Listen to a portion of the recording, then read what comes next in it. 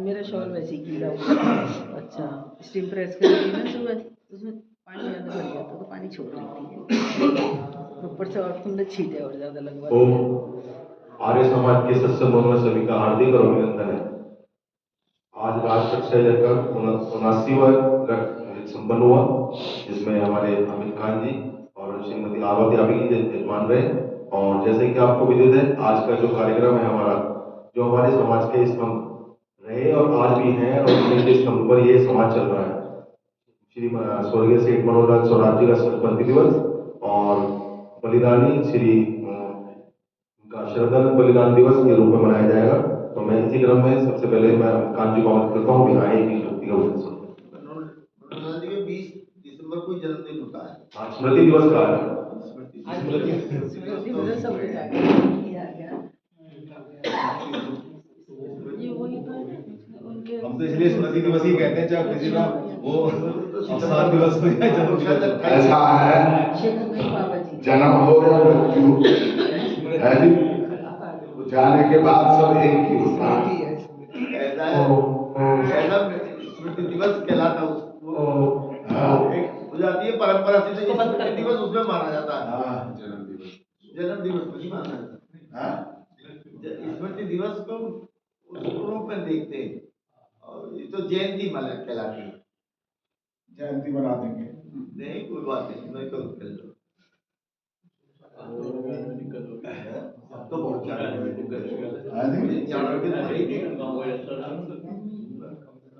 तो 2000 में डेथ हुई नहीं, 25 साल हो गए। 25 साल हो गए, 2000 के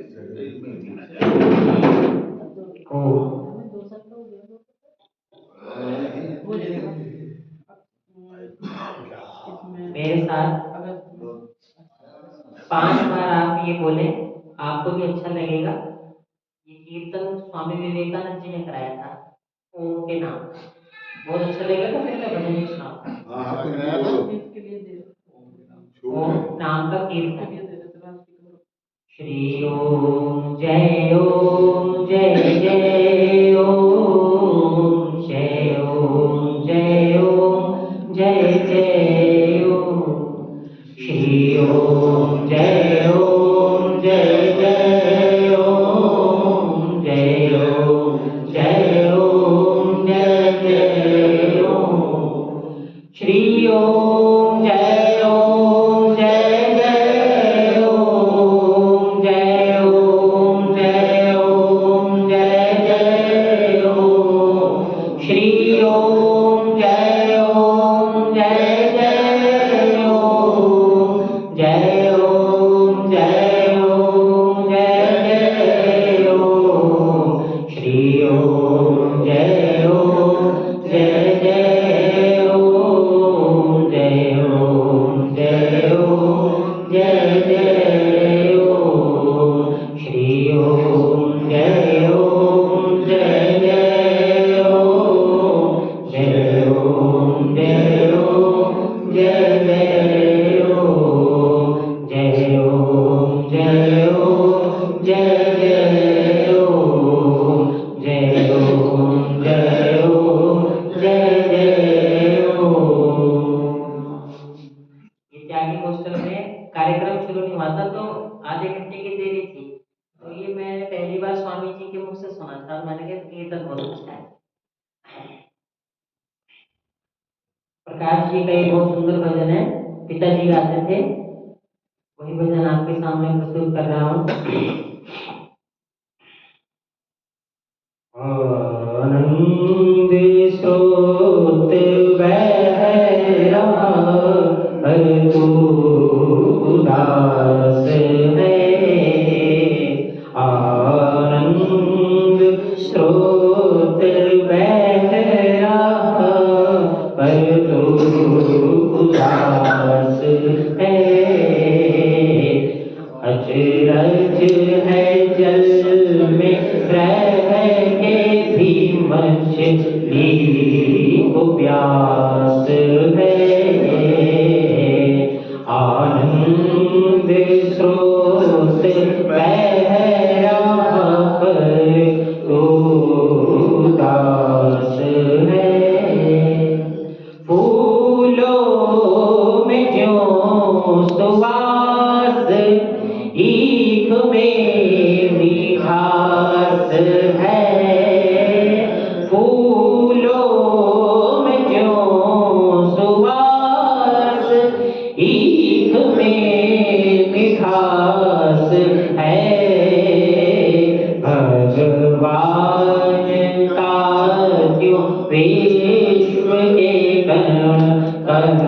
में वास है, भगवान का क्यों विश्व के कण में वास है, आनंद स्रोत बह रहा पर तो उदास है, टुक ज्ञान चक्षु खोल के कुछ देख तो सही, टुक ज्ञान चक्षु खोल के कुछ देख तो सही, जिसको तू ढूंढता फिरे वो तेरे पास है, जिसको तू ढूंढता फिरे वो तेरे पास है, आनंद स्रोत बह रहा पर तो उदास है, अचरज है जल में रह के भी मछली को प्यास है, कुछ तो समय निकाल आत्मशुद्धि के लिए, कुछ तो समय निकाल आत्मशुद्धि के लिए, नर जन्म का उद्देश्य ना केवल विलास है, नर जन्म का उद्देश्य ना केवल विलास है, आनंद स्रोत बह रहा पर तो उदास है, आनंद स्रोत बह रहा पर तो उदास है, आनंद मोक्ष का न पा सकेगा तब तक, आनंद मोक्ष का न पा सकेगा तब तक, तू जब तक प्रकाश इंद्रियों का दास है, तू जब तक प्रकाश इंद्रियों का दास है, आनंद स्रोत बह रहा पर तो उदास है, अचरज है जल में रह के भी मछली को प्यास है, मछली को प्यास है, मछली को प्यास है।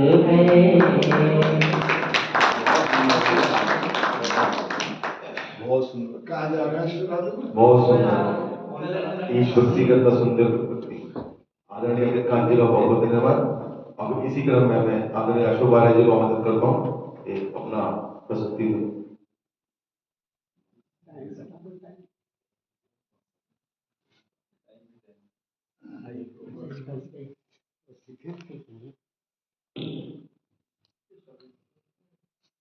आर्य समाज के इस प्रतिष्ठित समारोह में बहुत ही शिष्ट और विशिष्ट उपस्थित जनों, महर्षि दयानंद के जो प्रमुख शिष्य अनुयायी स्वामी श्रद्धानंद का एक प्रसंग अनायास मुझे याद आ गया और वो सुनाते हुए स्वास्थ्य चेतना पर जरूर कुछ न कुछ कम था। कहते हैं कि स्वामी श्रद्धानंद के बेटा जो है, पहले तो ये कैसे संपर्क में आए, सुनने के लिए जाते थे सत्संग को, और वहां उस भारी जनसभा के बीच एक व्यक्ति आया, नवयुवक, उसने कहा कि मैं भी कुछ बोलना चाहता हूं। महर्षि दयानंद ने चेहरा देखा, पहचान लेते थे, बोले आओ। लोगों ने कहा, अरे किस आदमी को बैठा दिया मंच पे, शायद स्वामी जी को पता नहीं होगा इनके बारे में। लेकिन जब उसने वहां से भजन सुनाया दिल के साथ, तो लोगों को प्रभावित किया उसने। उसके पश्चात जब उन्होंने, बाकी लोगों ने, सबने बताया इसके अंदर तो ये दोष है, ये है, बहुत बदमाश है, ऐसा है, कोई दोष ऐसा नहीं जो इसके अंदर ना हो। तो अगले दिन वो फिर आया, उसने कहा स्वामी महाराज को मैं कुछ सुनाना चाहता, आ जाओ। अब लोगों को बड़ा आश्चर्य हुआ, पहले तो चलो ठीक है पता नहीं था इन्हें, अब तो हमने सारी कमियां इसकी बता दी, फिर भी इसको जो है बैठा दिया। लेकिन जब वो बैठ करके गाता है ईश्वर भक्ति का भजन, और जन जन प्रभावित हो जाता है मुंशी राम नाम के उस व्यक्ति से। ये अमिचंद अमिचंद के साथ अमिचंद जी से तो हाँ, तो उन्होंने कहा कि है तो हीरा पर कीचड़ में पड़ा है। तो ऐसे सामान्य व्यक्ति को असाधारण बनाने वाले महर्षि दयानंद का ये आर्य समाज है। श्रद्धानंद जी भी उसी में से तो हीरे कीचड़ में पड़े हुए थे, मगर फर्क यह है कि उनसे कहा नहीं, उनसे कहा और वो उनके व्यक्तित्व से अपने आप प्रभावित होकर के और इस चीज में आए। उस समय गोल्डन टेम्पल चलती थी, इनसे पत्र मिला, आर्य समाज के प्रचार में लगे हुए थे, तो पत्र मिला कि तुम्हारे बेटे को बहुत तेज बुखार है, तुरंत घर पे आओ। तो उन्हें पता चला कि पूरे गांव के गांव धर्मांतरण हो रहे हैं, और मंसूरपुर मुजफ्फरनगर जिले का जो एक प्रमुख गांव है, वहां पे उस स्टेशन के पास वो गांव है, तो वहां जाने के लिए उन्होंने ये बोल, ये पंडित लेखराम जी की घटना है, ये श्रद्धानंद जी की धर्मांतरण रोकने के लिए, जिसमें इन्होंने अपने आप को कहा कि मुझे रजाई में लपेट करके, गोल्डन टेम्पल तो वहां रुकती नहीं थी, तो रजाई में लपेट के भाई जब वो आए मंसूरपुर मुझे उतार देना। चलिए लेखराम जी का है, लेकिन शुद्धि आंदोलन जो है जुड़ा हुआ है ज्यादा स्वामी श्रद्धानंद से, तो शुद्धि आंदोलन के लिए उन्होंने अपने आप को समर्पित किया। ऐसे ऐसे जो है हमारे पास में महान लोग रहे, और चलती ट्रेन से कूद गए। उन्हें जो है जो कोई स्टेशन आया तो उस पे रजाई में लपेट के, यानी गोल्डन टेम्पल से नीचे गिराया, और उन्होंने जाकर के वहां धर्मांतरण रोका। मेरी जानकारी में हो सकता है आप लोगों ने सही कर दिया, ये एक अच्छी बात है। ऋषि ने कईयों को रत्न मैंने बनाया। पढ़ा है सारे हाथ पर छिल गए थे, पूरे सवाद पर छिल गए थे उनके। वो ट्रेन रुकी नहीं, ट्रेन तो रुकती नहीं। जहाँ स्टेशन था उधर रुकना था, जहाँ रुकना था उधर वो रुकी नहीं, तो आगे अपना बिस्तर लेके वो कूद पड़े। तो उन्होंने गुरुकुल कांकड़ी की स्थापना की, और स्त्री शिक्षा पर विशेष रूप से बल दिया। सबसे फतेहपुर मस्जिद जो है, जामा मस्जिद, उस मस्जिद पर जाकर वेदों के मंत्र बोलना और शास्त्रार्थ करना उन्होंने चैलेंज कर रखा था, और इस्लाम के बारे में इतनी अच्छी जानकारी उनको निरुत्तर कर देना शास्त्रार्थ के द्वारा, ये उन्होंने लगातार काम किया। और इस बात से नाराज होकर के अब्दुल रशीद नाम के व्यक्ति ने उनको जो है आज ही के दिन 1926 में गोली मार दी थी, बलिदान हुए। उससे पहले भी अंग्रेज अधिकारी ने इस समय चांदनी चौक के उस पर कहा कि वे हट जाओ, गोली चला देंगे, तो उन्होंने अपना सीना खोल दिया था कि लोग मारो गोली, और वो देखते रहते थे। तो ऐसा आर्य समाज देशभक्ति से परिपूर्ण है। हमें कुछ मुद्राएं हैं, यहाँ पर जो भी आया है 1 मिनट के अंदर बस वो बात और बता के कि वो यहाँ से आर्य समाज के सत्संगों में संख्या बढ़े कि हम अपने इन उत्सवों को और अधिक उपयोगी मल्टी टैलेंटेड लोग हैं उन्हें हम इससे जोड़ते जाएं सद्गुणों। कहने का भाव यह है कि जैसे वो सबको जोड़ते थे ऐसे अभी प्रवीण जी हैं कि भैया चलो, और एक को भी लेकर के आए प्रधान जी को भी कि चलो भाई, बोले सत्य होगी तो इनको दिए साथ में इनको साधुवाद देता हूँ। पहली रात बात हुई, अच्छा मैं उनका क्या उनको भी लेके आना और कम से कम 2 जनों को और लेके आना। हमारी उंगलियों के साथ अंगूठे को मिलाने से बनती है मुद्राएं।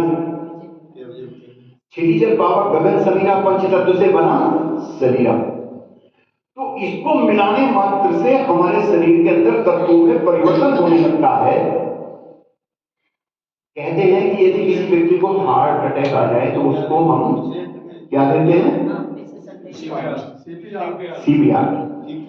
तो हम ऐसे अपने घर पर क्या ऐसी चीज है, क्या बात है जिससे हम एकदम तुरंत सहायता कर सकते हैं? ये तो हमारा अंगूठे के पास उठा हुआ भाग, यहां पर हम ऐसे हाथ को पकड़ के ऐसे ऐसे ऐसे तो हमारा ब्लड सर्कुलेटरी सिस्टम एक्टिव हो जाता है।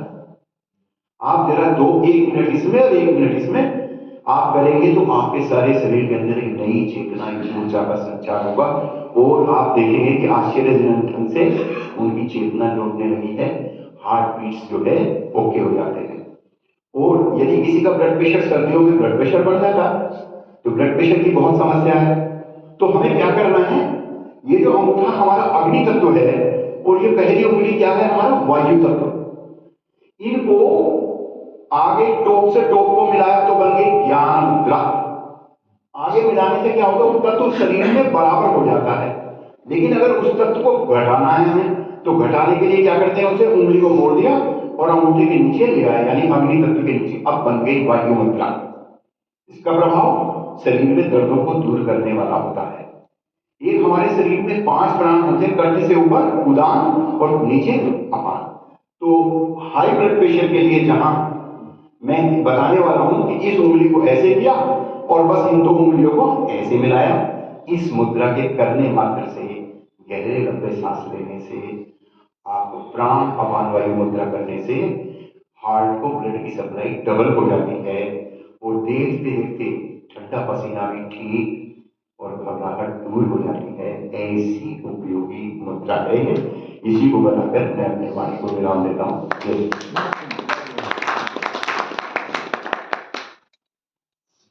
आदरणीय अशोक आर्य जी का बहुत बहुत धन्यवाद जो स्वास्थ्य लाभ के लिए इतनी सुंदर बात बताई। अब मैं विलंब न करते हुए जो हमारे आज के संगीत बोले हैं, मैं श्री आदरणीय श्रीचंद जी को आमंत्रित करता हूँ वे आए मंच पर अपना स्थान लें और अपनी भजनों से हमें अभिभूत करें।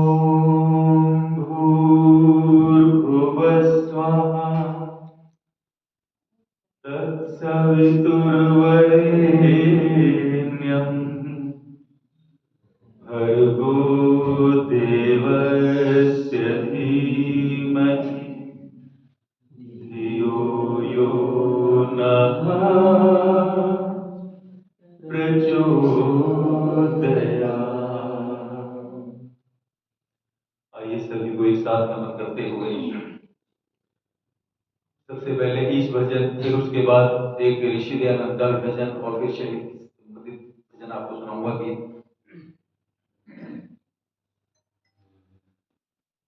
बंदे कितने गंदे, बंदे कितने गंदे, चल निष्फल सांस तुम्हारे, दिन कटता धन की धुन में और नींद में रात गुजारे। बंदे मन के गंदे चले निष्फल सांस तुम्हारे, दिन कटता धन की धुन में और नींद में रात गुजारे, बंदे मन के गंदे। नैन नशे में चूर रहे, पग सत्संग से दूर रहे, हाथ करे ना दान कभी, कान सुने ना ज्ञान कभी, धर्म कर्म व्यवहार नहीं, मन में दया उपकार नहीं, जिह्वा मधुर वचन नहीं बोले, कड़वे बहुत उचारे, बंदे मन के गंदे चले निष्फल सांस तुम्हारे, दिन कटता धन की धुन में और नींद में रात गुजारे, बंदे मन के गंदे।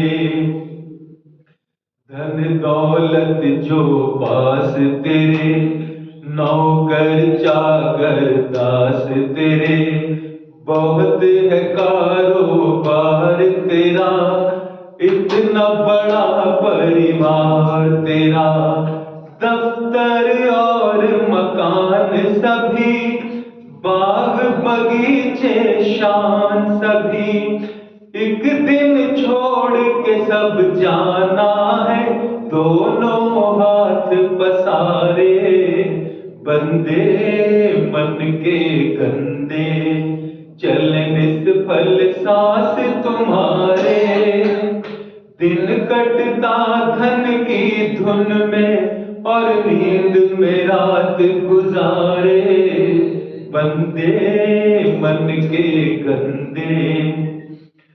जिसने तुझको जन्म दिया उसे कभी ना याद किया, विषयों में इतना फूला परम पिता को भूल गया, उसके बिना कोई ठौर नहीं, पथिक सहारा और नहीं, परम पिता की शरण में आजा, तज के सभी सहारे, बंदे मन के गंदे, बंदे मन के गंदे चल निष्फल सांस तुम्हारे, दिन कटता धन की धुन में और नींद में रात गुजारे, बंदे मन के गंदे, बंदे मन के गंदे।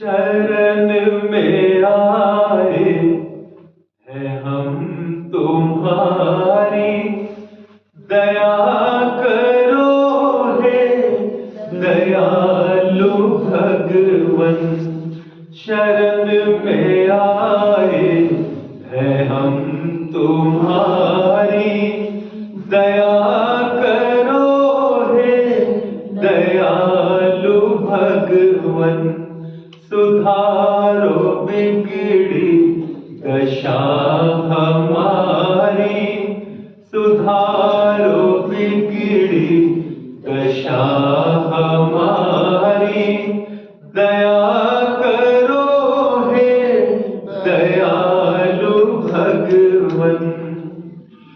न हम में बल है न हम में शक्ति, न हम में साधन न हम में भक्ति, न हम में बल है न हम में शक्ति, न हम में साधन न हम में भक्ति, तुम्हारे दर के है हम भिखारी, तुम्हारे दर के हैं हम भिखारी। दया करो हे दयालु भगवन, दया करो हे दयालु भगवन। जो तुम हो स्वामी तो हम है सेवक, जो तुम हो पालक तो हम है बालक। जो तुम हो स्वामी तो हम है सेवक, जो तुम हो पालक तो हम है बालक। जो तुम हो ठाकुर तो हम पुजारी, जो तुम हो ठाकुर तो हम पुजारी। दया करो हे दयालु भगवन, दया करो हे दयालु भगवन। बुरे हैं जो हम तो है तुम्हारे, भले हैं जो हम तो है तुम्हारे। बुरे हैं जो हम तो है तुम्हारे, भले हैं जो हम तो है तुम्हारे। तुम्हारे होते क्यों हम दुखारी, तुम्हारे होते क्यों हम दुखारी।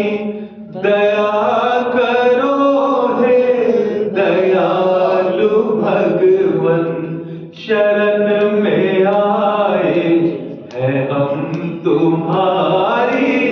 शरण में आए हैं हम तुम्हारी। दया करो हे दयालु भगवन, दया करो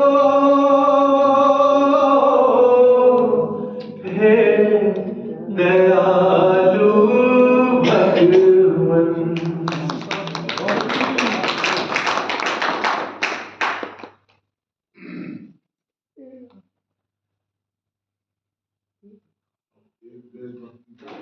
वो भी एक ऋषि का, उसके बाद एक ऋषि का।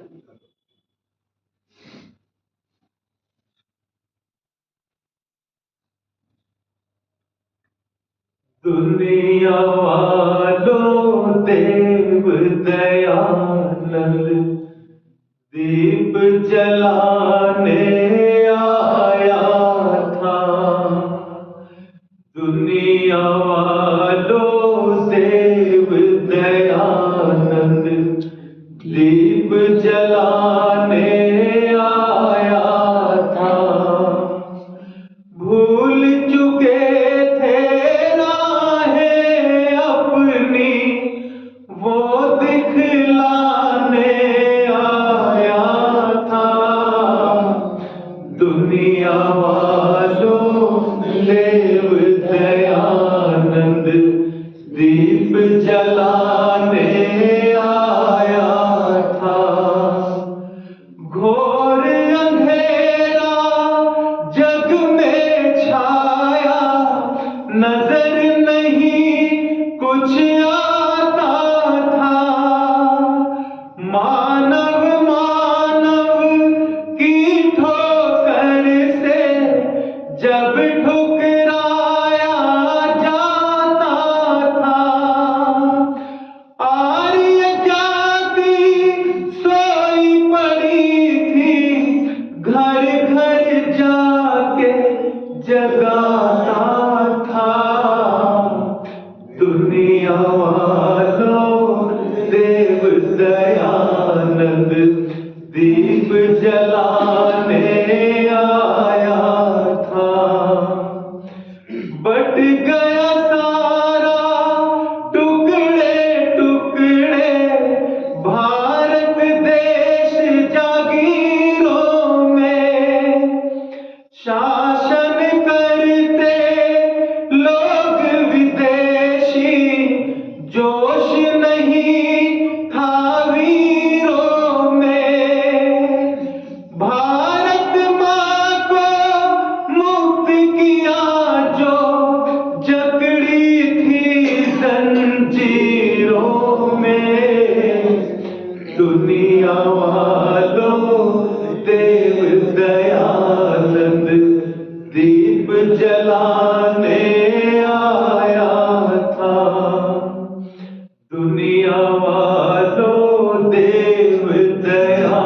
आनंद दीप जलाने आया था।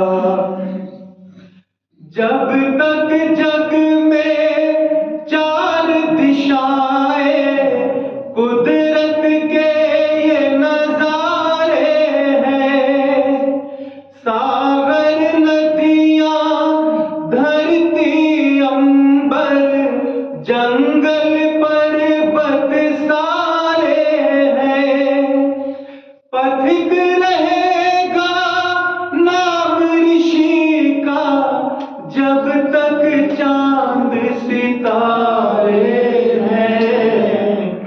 दुनिया वालों देव दयानंद दीप जलाने आया था। दुनिया वालों देव दयानंद दीप जलाने आया था।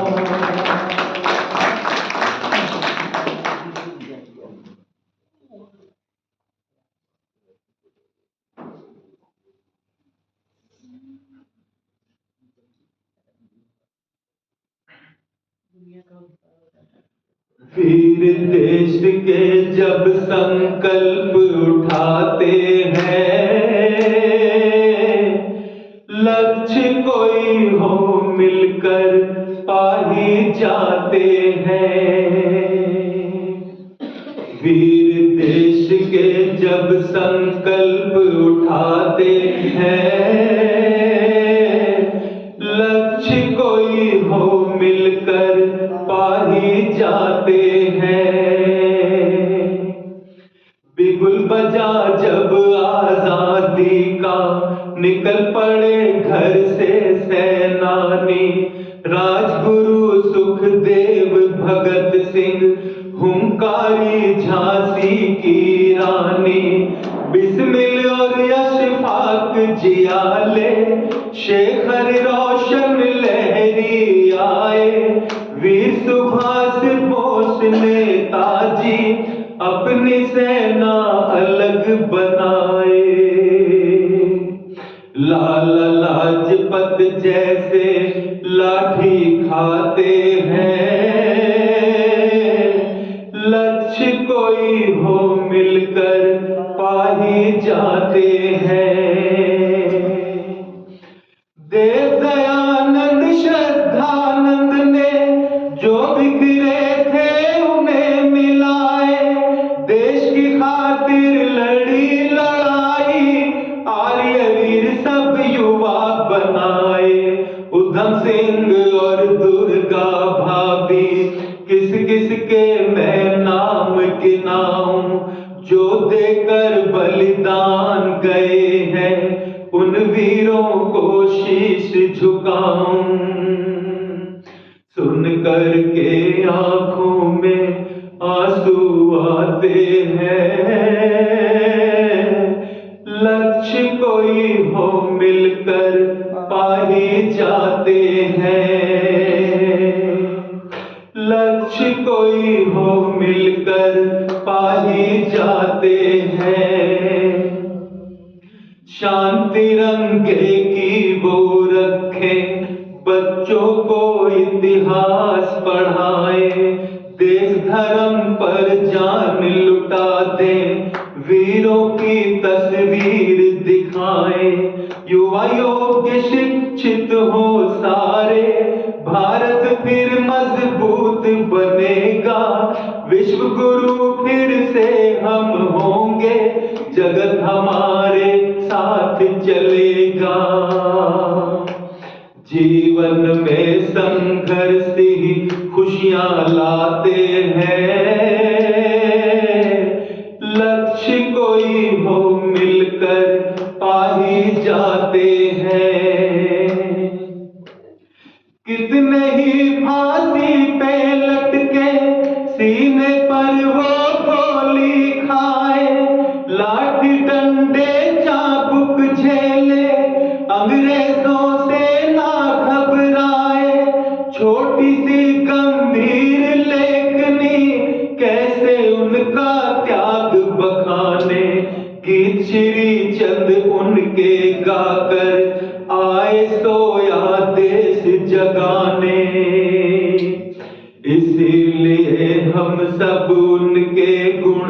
गाते हैं, लक्ष्य कोई हो मिलकर पा ही जाते हैं। वीर शहीदों की हम गाथा गाते हैं, श्रद्धानंद गुरु गोविंद सिंह याद आते हैं, श्रद्धानंद गुरु गोविंद सिंह याद आते हैं।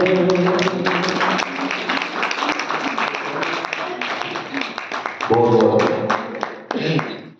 इतने सुंदर ईश भक्ति के भजन, देशभक्ति के भजन के सब वाह हो गए।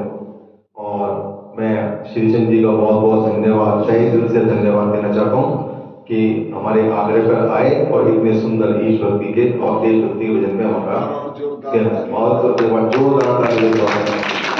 और आगे के क्रम में जैसे कि आपको विदित है, हमारे आज के कार्यक्रम सबसे पहले मैं आज के अध्यक्ष के लिए श्री प्रवीण स्वामी कविता साड़ीवाल को आमंत्रित करता हूँ। वे आए मंच पर अपना स्थान में उसके बाद में जो हमारे आज के उद्बोधक कन्या गुरुकुल दबतला के संचालक आचार्य चंद्र शास्त्री जी को आमंत्रित करता हूँ। उसके बाद में जिला प्रधान श्री सुशील बंसल जी को आमंत्रित करता हूँ कि आए मंच पर अपना स्थान लें। उसके बाद हमारे समाज के धर्माचार्य आचार्य राजेंद्र शास्त्री जी को भी आमंत्रित करता हूँ, वे मंच पर आए अपना स्वागत अपना स्थान लें।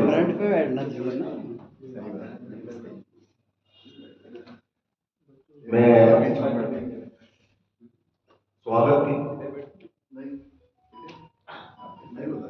स्वागत की परिक्रमा सबसे पहले अध्यक्ष के स्वागत के लिए शामिल आदरणीय अमित खान जी को आमंत्रित करता हूँ, वे आए उनका स्वागत करें। और हमारे आचार्य प्रमोद शास्त्री के स्वागत के लिए मैं अशोक आर्य जी को आमंत्रित करता हूँ, वे आए उनका स्वागत करें। और जो हमारे जिला प्रधान श्री सुशील बंसल जी के स्वागत के लिए मैं हमारे जो साकेत समाज के प्रधान श्री आए को उनका स्वागत करें। प्रधान जी आए बहुत विशेष आग्रह पे हमारे यहाँ आए हैं। और हमारे जो हमारे धर्माचार्य के स्वागत के लिए मैं आदरणीय सोम प्रकाश जी को आमंत्रित करता हूँ, ये आए उनका स्वागत करें। सब कर थोड़ी सी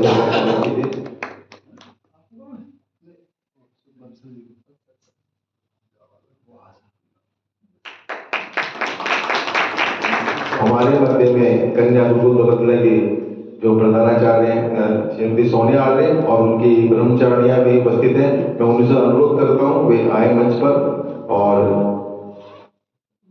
जो एक भजन की प्रस्तुति है वो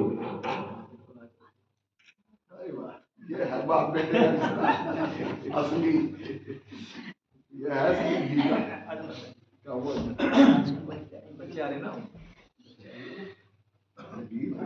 ये खिचड़ी में गिरेगा।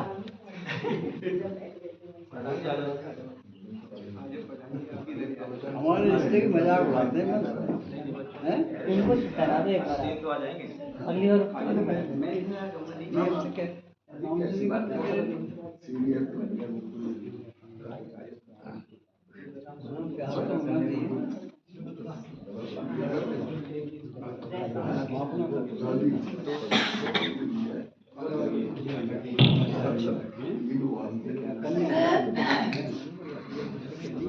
इधर आ जाओ,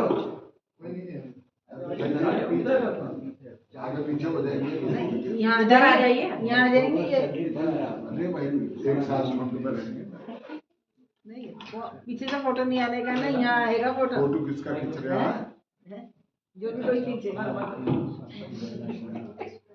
कहाँ अभी फोटो वो तो सबका खींच रहा हूँ, खींच रहा हूँ, सबका टेढ़ा हो गया, देखो वो खींच रहा, वो देखो ऊपर ये लगना क्या हो रहा है? उधर का ही है, इधर का नहीं है।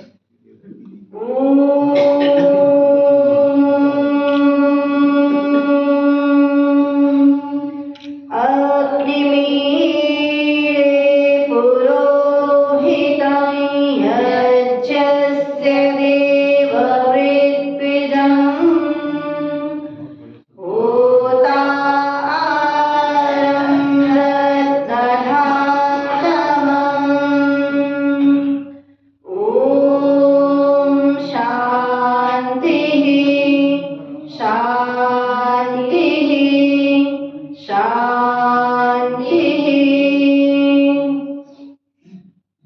समाज बुढ़ाना गेट के इस पवित्र मंच पर सम्मानित अध्यक्ष महोदय जी, आचार्य जी, आदरणीय मंत्री जी, आदरणीय जिला सभा के प्रधान सुशील बंसल जी और आप सभी आगंतुक महानुभावों के समक्ष वैदिक कन्या गुरुकुल अवस्था की ये ब्रह्मचारिणियां आज उस अमर हुतात्मा स्वामी श्रद्धानंद जी के बलिदान दिवस को यादगार बनाने के लिए छोटा सा गीत उन अमर सपूतों के चरणों में समर्पित करते हैं, जो एक शहीदी सप्ताह हम सब मना रहे हैं। आइए इस गीत का आप श्रवण करेंगे। आशा है इन बेटियों को अपना आशीर्वाद प्रदान करेंगे और उनका उत्साह वर्धित करेंगे।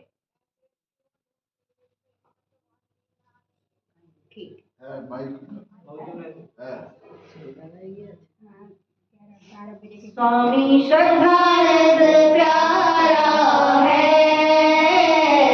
स्वामी श्रद्धानंद प्यारा है, तन मन धन जिसने निज देश पे वारा है, तन मन धन जिसने निज देश पे वारा है, स्वामी श्रद्धानंद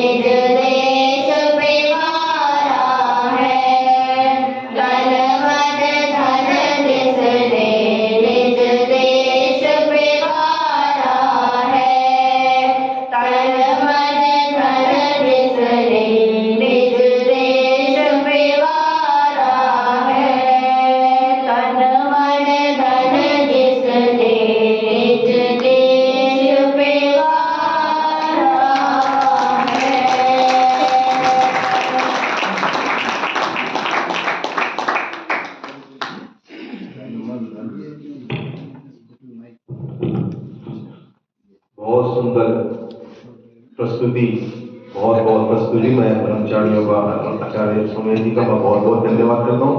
और मैं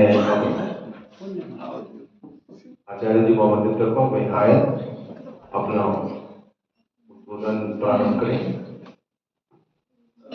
और उससे पहले मैं सबको एक बार फिर अनुरोध करना चाहूंगा कि एक गुरुकुल जो होता है ना, वो सबका धर्म रक्षक मान के चलो एक तरह से, जो वहां निकलेगा ना आगे धर्म का प्रचार होगा, तो उसका जैसे भी सहयोग कर सकते हो करो, किसी भी रूप में करो, अनाज के रूप में, चारे के रूप में, वहाँ के बर्तन के रूप में, वहाँ के दाल चावल के रूप में और आर्थिक सहायता के रूप में, जैसे भी इस रूप में जितना भी हो सके, ये ना संकोच करें कि मेरी जेब में 10 रुपए है तो मैं 100 कैसे दूं, 10 है 10 दो, 10,000 है 10,000 दो, और उससे ज्यादा जितनी क्षमता हो, और जितना चारों तरफ से व्यवस्थित करके कर सकते हो उतना ज्यादा से ज्यादा करें, मेरा पुण्य अनुरोध है।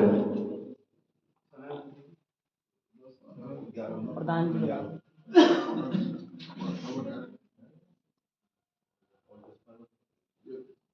आओ एक बार थोड़ा सा चेतन करके बैठेंगे।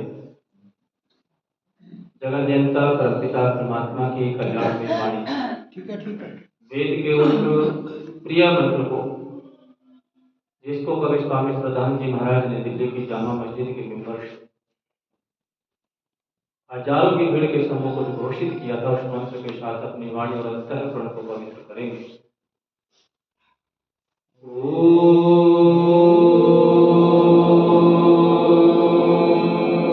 त्वं विज्ञेनः पितावसो त्वं माता शतक्रतो बभूविथ अथ ते सोम्नमेमहे ॐ याम मेधां देवगणाः पितरश्चोपसते तया मामद्य मेधयाग्ने मेधाविनं कुरु। ॐ असतो मा सद्गमय तमसो मा ज्योतिर्गमय मृत्योर्मामृतं गमय। ॐ शांति शांति शांति। बहुत ही आदर और सम्मान के योग्य आज के इस पावन कार्यक्रम के इस मंच पर उपस्थित सभा के माननीय अध्यक्ष समादरणीय भाई रस्तोगी जी,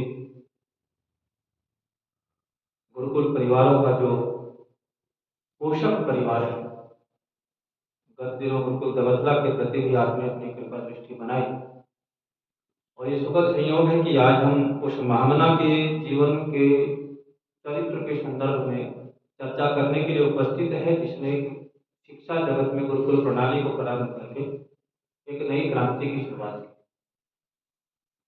इस अपने समाज के और जिला सभा के माननीय प्रधान समाज बंसल जी, कुशलता से सभा का सत्र का संचालन कर रहे माननीय मंत्री गुप्ता जी, कोषाध्यक्ष महोदय, आर्य समाज साकेत के माननीय प्रधान जी, आर्य समाज स्वरपूर्ण से उपस्थित समाज लोक साहब, आदरणीय त्यागी जी, बराबर में बैठे समाज सुधाकर जी,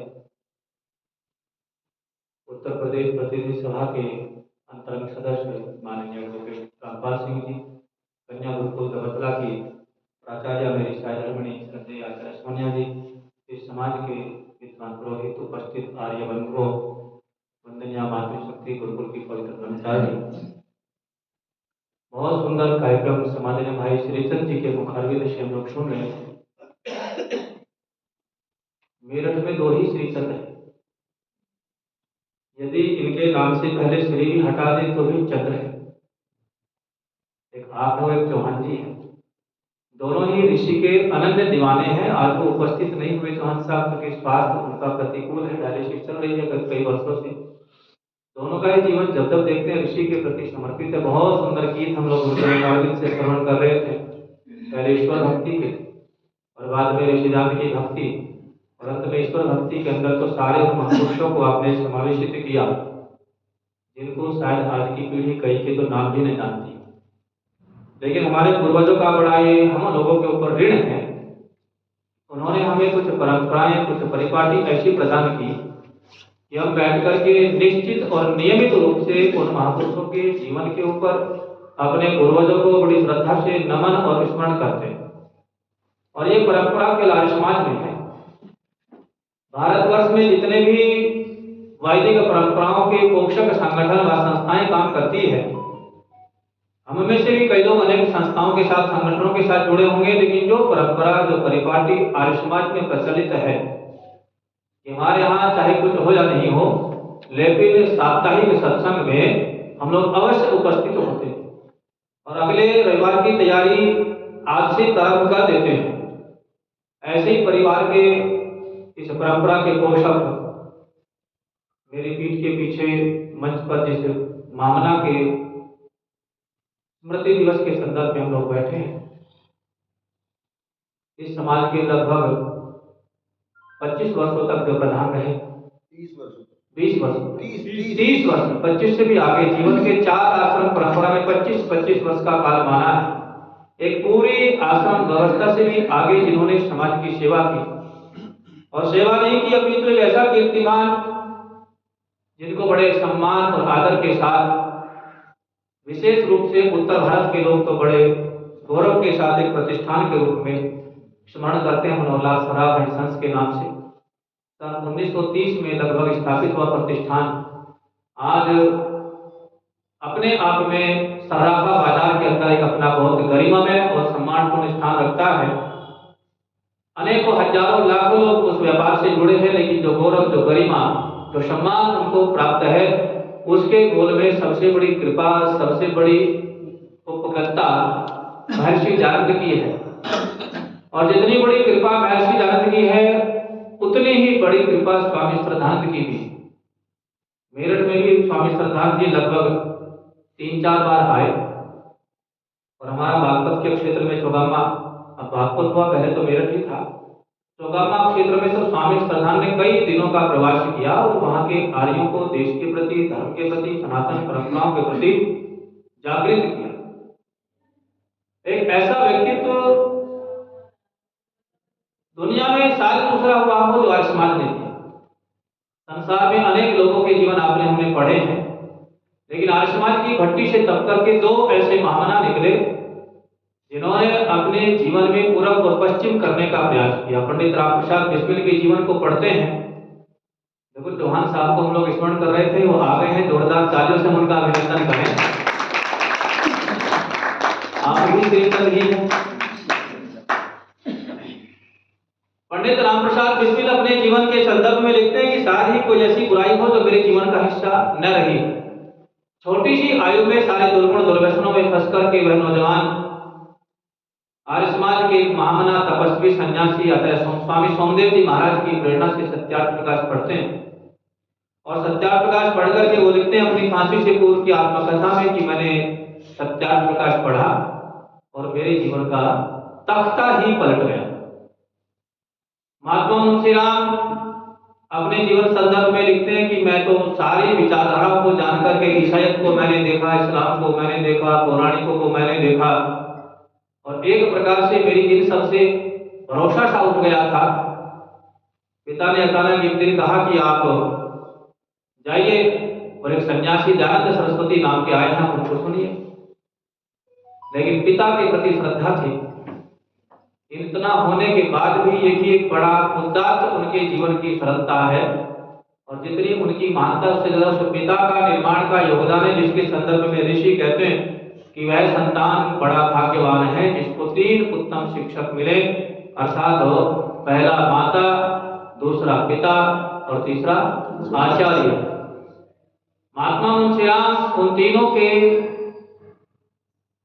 शिक्षकों के संदर्भ में बड़े भाग्यवान हैं कि उनको माँ भी अच्छी मिली। अच्छी कोख को बाना भी पुण्य का ही फल होता है, और पिता भी नानक चंद जैसे मिले जो पुलिस विभाग में होते हुए भी अपने पुत्र को सुधारने के वो सारे प्रयत्न करने का प्रयास करते हैं जो आज माता पिता नहीं चाहते। उन्होंने कहा कि बेटा जाओ और जाकर के उनको सुनो। मरे मन से वो गए और देखते हैं कि पहले तो मैं उस विशाल काय व्यक्तित्व को देख करके प्रभावित हुआ, उनके भाषण को सुना तो मेरे मन में कुछ भरोसा सा, कुछ विश्वास सा हुआ। और बाद के क्रम में तो दोनों के मध्य में जो संवाद प्रश्नोत्तर होता है, जो शंका समाधान होते हैं, उन सब के कारण मुंशीराम दयानंद के होकर के रह जाते हैं। किसी ने बहुत बढ़िया लिखा कि यौवन और किशोर अवस्था का संगम कुछ न्यारा है।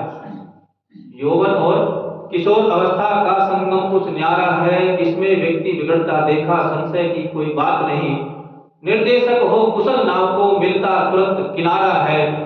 ऋषिवर दया आनंद थे, स्वयं श्रद्धा आनंद थे।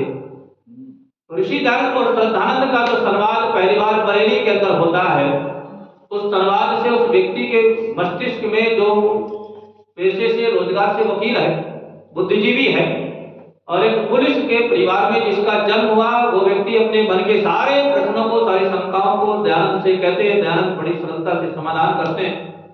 उसके बाद ऋषि के ग्रंथों को पढ़ते हैं और पढ़ते पढ़ते जीवन का वो काल आता है जब उनके जीवन में परिवर्तन की पहली बार आती। ये मित्रों के साथ बैठे थे, उन्होंने कहीं पढ़ा था कि ऋषि कहते कि हे मनुष्य, वेद कहता है गोमान हिंसी कृषिष्ट, कि गौ आदि प्राणियों के हत्या मत करो, कृषि जैसे उत्तम कर्म करो। ये मांस खाना मनुष्य के लिए सर्वथा अनुचित है, मांस मनुष्य का भोजन नहीं है। ये विचार उनके मन में अचानक मित्रों के साथ बैठी उस पार्टी के मध्य में आता है। मांस की कटोरी भरी रखी है सामने, और एक मन को करते करते एकदम से कटोरी उठा करके जोर से दीवार पे दे मारी। सारे मित्र अचंभित है कि इस व्यक्ति को हो क्या गया है। हर बार की तरह बड़ी बढ़िया पार्टी है, बड़ा अच्छा मीट बना है, लेकिन ये खाया क्यों नहीं, फेंक क्यों दिया। किसी ने पूछा कि ऐसा क्यों किया? ऐसा इसलिए किया कि आप सबके मस्तिष्क में अंकित हो जाए कि आज से मुंशीराम ने मांस खाना छोड़ दिया। विरोध की पराकाष्ठा है। कई बार लोग भी घरों में जाते हैं, परिवार में जाते हैं, बहुत सारी चीजें हम भी नहीं खाते, लेकिन सभ्यता से, शिष्टाचार से उसे उठा करके एक तरफ रखते हैं। लेकिन ऐसा कृत्य तो शायद ही कोई व्यक्ति करता हो कि उस भोजन की, मांस की कटोरी को उठा करके इतना घृणित व्यवस्था से दीवार पे दे मारे। तो किसी मित्र ने कहा कि आप बड़ी सरलता से, सहजता से इसको निकाल करके उठा करके रख सकते थे। तो मुंशीराम ने जैसा कृत्य किया था, उत्तर भी वैसा ही विचित्र देते और कहते कि देखो, यदि मैं इसको उठा करके सरलता से रख देता तो शायद हो सकता है आप मुझे कल आग्रह पूर्वक फिर निवेदन करते और मैं बाध्य हो जाता आपके आग्रह को स्वीकार करने के लिए। लेकिन इसको देख करके आपके मन में ये संदेश जाए कि मुंशीराम खाता नहीं है, आज से मैंने घृणा भी किसी से करना प्रारंभ कर दी। ये उस व्यक्ति के चरित्र का प्रमाण है कि जो व्यक्ति बिगड़ा था तो इतना बिगड़ा कि दुनिया के सामने आदर्श है। जब अपने जीवन के चरित्र को लिखते हैं तो पढ़ने वाले को भी ऐसा लगता है कि कितना महान वो व्यक्ति होगा जिसने अपने जीवन के सारे दोषों को कितनी सरलता सहजता से लिख दिया। वहां से चले और जब ऋषि ग्रंथों को पढ़ा तो पढ़ते पढ़ते एक दिन घर के आंगन में बैठे हैं और इस प्रसंग को मैं कई बार सुना और सुनाता इसलिए हूं कि मुझे बड़ा प्रिय है वो चरित्र। मैंने अपने जीवन के आदर्शों को ऋषिराज के इधर मानता हूं तो दो ही मेरे जीवन के आदर्श है, पंडित राम प्रसाद बिस्मिल और स्वामी श्रद्धानंद। घर बैठे हैं, पत्नी का निधन हो गया, संयुक्त परिवार है, बच्चे संयुक्त रूप से जो रहते हैं, कई सारे बच्चे पढ़ करके विद्यालय से आए, मॉन्टेसरी व्यवस्था है, मिशन स्कूल चलते हैं ईसाइयों के। अपनी परंपरा तो समाप्त प्राय सी हो चुकी है। सनातन परंपरा की कोई पाठशाला घर में चलती है तो चले, लेकिन सामाजिक रूप से कोई पाठशाला हमारे यहाँ न चलती थी। बच्चे जब पढ़ कर के आए तो आकर के प्रेम से मुंशीराम बैठे, आराम चेयर पर बैठे और बैठे बैठे बच्चों को बुला करके पूछा कि आओ बच्चों, आज बताइए आपने विद्यालय में क्या नया सीखा, क्या नया पढ़ा और क्या नया जाना। आपको विद्यालय में आपके अध्यापक अध्यापिकाएं क्या क्या पढ़ाते हैं। तो उनकी बेटियां बड़े सरलता से बोली कि पिताजी आज तो हम बहुत बढ़िया कविता याद करके आए, विद्यालय में कविता पढ़ाई गई। तो मुंशीराम बड़ी सहजता से कहते हैं कि बेटा शाबाश, बहुत अच्छा, सुनाइए कविता। कविता सुनना भी अच्छा लगता है और सुनाना भी अच्छा। अचानक से तोतली आवाज में बेटियां गुनगुनाने लगी, ईशा ईशा बोल तेरा क्या लगेगा मोल। ईसा तेरा राम रमैया, ईसा मेरा कृष्ण कन्हैया। जब ये बात मुंशी राम ने सुनी तो विचलित हो, और इतना विचलित हुए कि मन में प्रश्न उठा कि हमारे बच्चे जा किस पथ पर रहे, सीख क्या रहे हैं, इन्हें बनाया क्या जा रहा है। बच्चे तो हमारे आज भी सुनाते और हम सुनते भी हैं। कई बार मैं भी मंचों से चर्चा करता हूँ, आज भी हमारे बच्चे स्कूल्स में जाते हैं, कविता आज भी सुनाई जाती है, पोएम आज भी याद करते हैं, माता पिता सुनते भी है। लेकिन आज हिंदू पत्थर खोदते खोदते बंधुओं पत्थर जैसा हो गया है। ऋषिदास जी महाराज स्पष्ट कहते हैं कि पाषाण पूजा करने की सबसे बड़ी हानि तो यह है कि व्यक्ति भी पत्थर के जैसा चिंतनहीन और जड़ स्वभाव का हो जाता है। मूर्ति पूजा की 16 हानियां गिनवाई ऋषिदास जी महाराज ने, कितनी? 1 2 नहीं गिनवाई, 1 2 3 4 12 13 14 और 15 16 हानियां ऋषिदास जी महाराज मूर्ति पूजा की गिनवाते हैं और कहते हैं कि देखो जड़ पूजा करने से व्यक्ति की बुद्धि भी जड़ हो जाती है। आज हमारी हो, यहाँ से जाकर के अपने नाती पोतों से सुनना कि बेटा सुना पोएम, और एक पोएम से आपने भी पढ़ी होगी, सुनाई जाती है हमें, क्या है पोएम? Twinkle twinkle. सारा हिंदू सनातन हिंदू है ना, बड़े गर्व से सुनता है, लेकिन न जाने कौन सा कीड़ा इसको काट गया, इसके मस्तिष्क में एक बार भी चिंतन पैदा नहीं होता कि आपके बच्चे कह क्या रहे हैं। अच्छा, हिंदी में क्या अर्थ बनेगा इसका? स्टार माने तारे, हम कैसे हैं? छोटे छोटे। अच्छा, अपनी आत्मा से बताओ, भूगोल तो सबने पढ़ा, ये तारे छोटे हैं कि बड़े हैं? बहुत बड़े। और बच्चे क्या कह रहे हैं आप? ये कौन सी शिक्षा है? उल्टी। ये ईसाइयों की शिक्षा है। इसे हमारे यहाँ परंपरा थी, गुरुकुल होते थे, गुरु का कुल परिवार के साथ आचार्य रहता था। हमने सारी परंपराओं को अपने आधार से ढाला, और मनुष्य की सबसे बड़ी विशेषता है कि सारी व्यवस्थाएं अपने चिंतन के अनुसार ही चलाना चाहता है। पहले हमारे आश्रम परंपरा थी, आओ और श्रम करो, आओ और गुरुकुल में विद्यार्थी आएगा, पहला आश्रम है ब्रह्मचर्य आश्रम, आते ही वो क्या करेगा? पुरुषार्थ करेगा। और पुरुषार्थ करने के लिए ऋषिदास को पढ़े संस्कार विधि में ऋषि पहले कहते हैं कि जब विद्यार्थी पढ़ने जाए तो क्या करें? समित पाणी होकर के जाए। क्या होकर के जाए? अब इनसे पूछे समित पाणी क्या होता है? बोले हमने तो शब्द भी नया सुना, क्योंकि हम स्वाध्याय भी करते। बोलो जी नहीं है। ऋषि कहते हैं कि समित पाणी होकर के जाए, माने 3 संविधाएं लेकर के जाए। कितनी? 3 संविधाएं। यदि जब आप करते हैं तो मंत्र 4 बोलते हैं, संविधाएं 3 समर्पित करते हैं तो ब्रह्मचारी 3 संविधाएं लेकर के वहां जाए। और फिर आचार्य उसको अपना अंतेवासी माने, कुछ दिन उसको अपने निर्देशन में रखें, और जब उसका वेदांत में संस्कार हो तो तब वहां एक मंत्र का पाठ होता है, मम हृदय हृदय दधामि मम चित्तम अनुचित्तम तेस्तु। मैं आपको अपने हृदय में ऐसे स्थापित करता हूँ जैसे माँ अपने गर्भस्थ शिशु को अपने हृदय में स्थापित हो।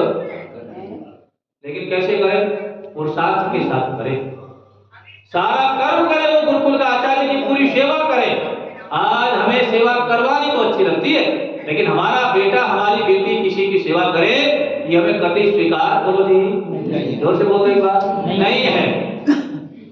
पढ़ते तो है कि भगवान कृष्ण आचार्य सांदीप के यहाँ पढ़ते हैं, वर्षा ऋतु आरंभ होने वाली है, तो कह दिया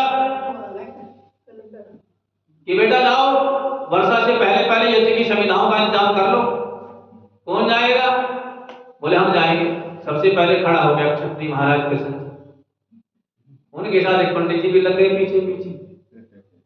और पंडित जी कैसे है? बोलो गरीब है। कैसा गरीब? ब्राह्मण क्या है हमारे यहाँ? पढ़ा दिया गया ना हमें कूट कूट के, और हमने मान के बैठ गए। जितनी भी पौराणिक कथाएं हम लोग जाते हैं सब, मुझे पता है, सारी कथाएं सुनते पढ़ते हैं, क्योंकि आर्य समाजी धर्म से पैदा नहीं होता। ये तो डॉक्टर IAS BCS की तरह इसको तो बनाया जाता है। कहां से? हम लोग हिंदू परिवारों से, सनातन पौराणिक परंपराओं से निकल करके आते हैं।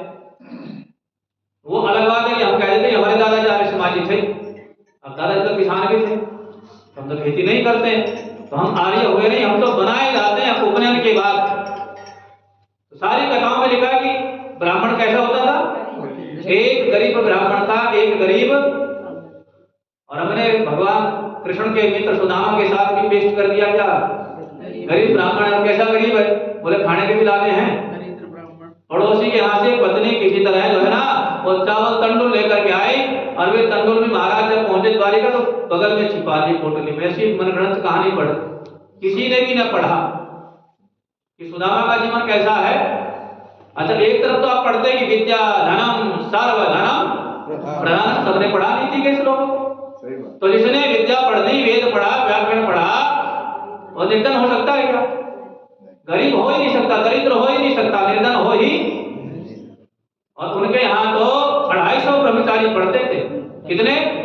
250 व्यक्तियों का भोजन जहाँ बनता हो, जहाँ विद्यार्थी पढ़ते हो, पढ़ाई जाते हो, जिनकी सारी व्यवस्थाएं रहती हो।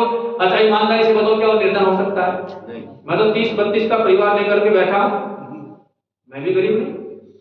मेरे यहाँ तो कई लोगों को तो भ्रम यही है कि आचार्य जी बहुत माल मार रहे हैं भाई, बहुत सारा परिवर्तन हो गया, हमसे तो शौचालय का दरवाजा नहीं लगा। क्योंकि विद्या पढ़ने वाला, वेद पढ़ने वाला, व्याकरण पढ़ने वाला दरिद्र होता ही नहीं। क्योंकि ऋषि कहते हैं कि अकर्मा दस्यु, निर्धन, धनहीन, आलसी, निकम्मा वो होता है जो कर्म नहीं करता, अकर्म कर होता है। वही कौन है? दस्यु है। और जो आर्य है वो तो ईश्वर के पुत्र है। ईश्वर क्या है?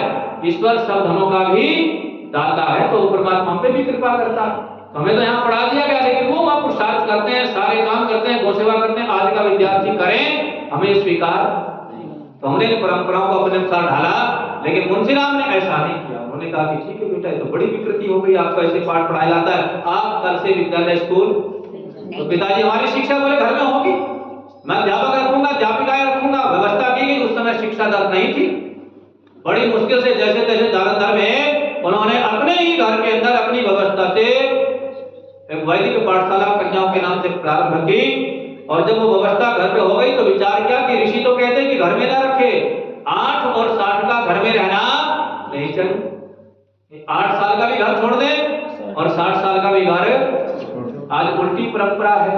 ये 8 वाला भी अब जाके देखना, क्योंकि आज रविवार है, घर में पड़ा होगा या मेरी भाषा में गई तो पड़ी होगी। और बड़े बड़े क्या चला रहे होंगे? और ये 60 वाला भी घर में पड़ा होगा, ये क्या चला रहा होगा? घर में नहीं मिलेगा तो वो जिसको घर में होना चाहिए कौन? गृहस्थी। इसका कोई संदेह होता, ये सुबह टिफिन पैक कराएगा और टिफिन लेकर के ये दुकान जाएगा, नौकरी पे जाएगा, घर छोड़ करके ये भागेगा। घर में कौन रहेगा? 8 और। अच्छा बोलो, ये ऋषि परंपराओं का उल्लंघन है कि ये नहीं? और मर्यादाओं का उल्लंघन जो करता है उसे पीड़ा उठानी भी। देखो, माता सीता के जीवन से हम सीखें। लक्ष्मण ने यही कहा कि देखो ये रेखाएं हैं, मर्यादाएं हैं, आप कुछ करना सो करना। कोई कितना भी प्रलोभन दे, कितना भी आपको बहलाए फुसलाए, कितना भी निवेदन करे, बस एक काम करना, इसके बाहर बोलो हुआ क्या? माता सीता ने लक्ष्मण की उस बात को न माना और उस रेखा को लांघ गई। और उसके बाद जीवन में कितनी समस्याएं आई वो हम लोग सीखें। लेकिन क्योंकि ऋषि कहते हैं कि पाषाण पूजा करते करते हमारी बुद्धि कैसी हो गई? जड़ हो गई है, हम चिंतनहीन हो गए हैं। लेकिन श्रद्धानंद ऐसे न थे, उन्होंने प्रयास किया कि एक ऐसी परंपरा जो हमारे यहाँ से समाप्त हो गई तो प्रारंभ करने की आवश्यकता है। और प्रारंभ करने के लिए इनके समान जो हमारे बच्चे आज ईसाई बन रहे हैं, जो मुसलमान बन रहे हैं, जो अपने ऋषि परंपरा से दूर हो रहे हैं, उनको अपनी परंपरा में लाने के लिए हमें कुछ नया करना पड़ेगा। और उसके लिए क्या किया उन्होंने? पूरा प्रयत्न किया। और प्रयत्न करते हुए पंजाब सभा के अंदर एक प्रस्ताव लेकर के आए। क्या है प्रस्ताव? कि मैं ऐसी परंपरा को प्रारंभ करना चाहता हूं जो हमारे यहाँ समाप्त हो गई है, जिस परंपरा से हमारे बेटे बेटियां राम, कृष्ण, सीता, मदालसा, माद्री जैसी संतान बने। तो उसके लिए क्या करेंगे? तो पूरी प्रांतीय सभा ने प्रश्न किया तो मुंशीराम ने कहा कि उसके लिए गुरुकुल परंपरा प्रारंभ करेंगे। अब होना तो क्या चाहिए था? होना तो चाहिए था कि सब लोग उनका उत्साह के साथ अनुमोदन करते, लेकिन हुआ बिल्कुल उल्टा। सभा के लोगों ने सबसे पहला विरोध किया, बोले अब ऐसा संभव नहीं है। ये परंपरा तो महाभारत के युद्ध के बाद ही समाप्त हो गई थी। इस परंपरा को तो द्रोण ने ही समाप्त कर दिया था जब उन्होंने गुरुकुलों को छोड़ करके और अपने बच्चों को लेकर के महल में बैठ गए, ट्यूटर के रूप में जो काम करने लगे। ये तो द्रोण और कृपाचार्य उन साले बहनों ने मिलकर के इस परंपरा को नष्ट कर दिया। अब आप इसको चलाना चाहते हैं दुनिया में चलने वाली, क्योंकि ऋषि कहते हैं कि सामान्य से जंगल में पाठशाला हो, इतने 3-3 कोस की दूरी हो, 8 वर्ष का बालक बालिकाओं के विद्यालय में प्रवेश न करें, बालिका बालकों वाले में न करें। बोले आज ऐसा संभव ही नहीं है महाराज, ऐसा हो ही नहीं सकता। और जितना लोग विरोध कर सकते थे उनका मनोबल कुतर्क के माध्यम से कर सकते थे, किया, लेकिन मुंशीराम ने हार बोलो जी नहीं मानी। जब सबने उनको हतोत्साहित किया लेकिन उनका मनोबल नहीं गिरा, तो बग्घी से वो आते थे जो कि धनवान थे, अपने सेवक को बग्घी दी और कहा कि तू तो घर चले जा, और बोले आप मैं गुरुकुल के लिए निकल रहा हूं।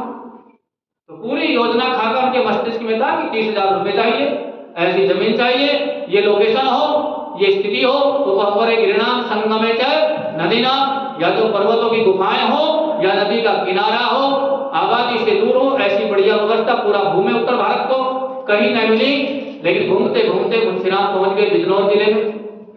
और बिजनौर में गांव का कार्यक्रम, उस गांव के जमींदार चौधरी अमन सिंह उस कार्यक्रम में बैठे थे, जैसे जब लोग बैठे हो ऐसे मुंशीराम का व्याख्यान हो रहा था। और होते होते उन्होंने कहा भी ये उपदेश तो हो गया, लेकिन मैं एक एजेंडा लेकर के निकला और मेरा ऐसा सा चिंतन है, ऐसा मन है, एक ऐसा गुरुकुल हो जो प्राचीन परंपरा पे हमारे बेटे राम कृष्ण पाणिनि जैसे संतान देश को दे सके, जो देश के भी अच्छे भक्त हो और धर्म के भी अच्छे भक्त हो। अंग्रेजी परंपरा, अंग्रेजों का राज है देश में। चौधरी अमन सिंह खड़े हो गए कि बताइए आपको कितनी जमीन चाहिए। उन्होंने कहा मुझे कितनी चाहिए, 100-150 बीघे। बोले इससे नहीं काम चलेगा, लो मैं अपना पूरा का पूरा गांव ही आपको दे देता हूं। अच्छा, मुंशीराम की जगह हम होते तो क्या करते, अपने नाम कराते कि नहीं कराते, बोलो। वैसे तो मेरे नाम कर दो, मेरे बेटों के नाम हो जाएगी, मेरी बेटी के नाम हो जाएगी, मेरी पुत्रवधू के नाम हो जाएगी, हमें कर दो। लेकिन मुंशीराम उस समय प्रधान थे सभा पंजाब के, तो उन्होंने किसके नाम कराई वसीयत, सभा के नाम कराई। हालांकि लोकतांत्रिक प्रणाली में मैं इस व्यवस्था का समर्थन नहीं करता, चुनाव प्रणाली हमेशा हानिकारक होती है। आर्य समाज को बर्बाद करने में भी सबसे बड़ा योगदान यदि किसी परंपरा का है तो वो किसका है, ये जो चुनाव प्रणाली है ये वर्तमान में किसी भी तरह से उत्तर नहीं है। बाद में हरियाणा बना, उस सभा के कितने हिस्से हो गए, 2, फिर दिल्ली अलग हो गया, कितने बन गए। आज गुरुकुल कांगड़ी की जो दुर्दशा है, जो अव्यवस्थाएं हैं, वो इसलिए विकृति को प्राप्त है कि हमने उसमें चुनाव प्रणाली की व्यवस्था की। 3-3 सभाएं उसके ऊपर शासक बन गई, जिनका 2 का बाहुल्य है, वो वहां अपनी व्यवस्था को चलाते हैं। लेकिन मुंशीराम ने उसकी वसीयत सभा के नाम कराई, नैतिकता के दायित्व से। चौधरी अमन सिंह ने पूरा का पूरा कांगड़ी गांव उसको दान में, इसलिए उसका नाम क्या पड़ा, कांगड़ी पड़ा। और आपको गर्व होगा पूरे भारतवर्ष के अंदर अंग्रेजी काल में, अब तो बहुत सारी चीजें सरल हो गई, आपके यहाँ 2 ही सभाएं ऐसी थी जिन सभाओं का अपने नाम से पोस्ट ऑफिस था। आप ये लखनऊ, नरही में प्रतिनिधि सभा का अपना एक पोस्ट ऑफिस है, और आप देखो तो कांगड़ी, आज भी उस सभा का अपना पोस्ट ऑफिस चलता है। पूरे भारतवर्ष में 2 ही ऐसे डाक थे जिसको सरकार ने वहां पोस्ट ऑफिस बनाया। इतनी डाक वहां से निकलती थी कि उन्होंने कहा महाराज इन व्यवस्थाओं को करने में असमर्थ है, तो आप एक काम करें, यही एक ब्रांच स्थापित कर दें। तो इन दोनों स्थानों पे क्या खुली, डाकघर की।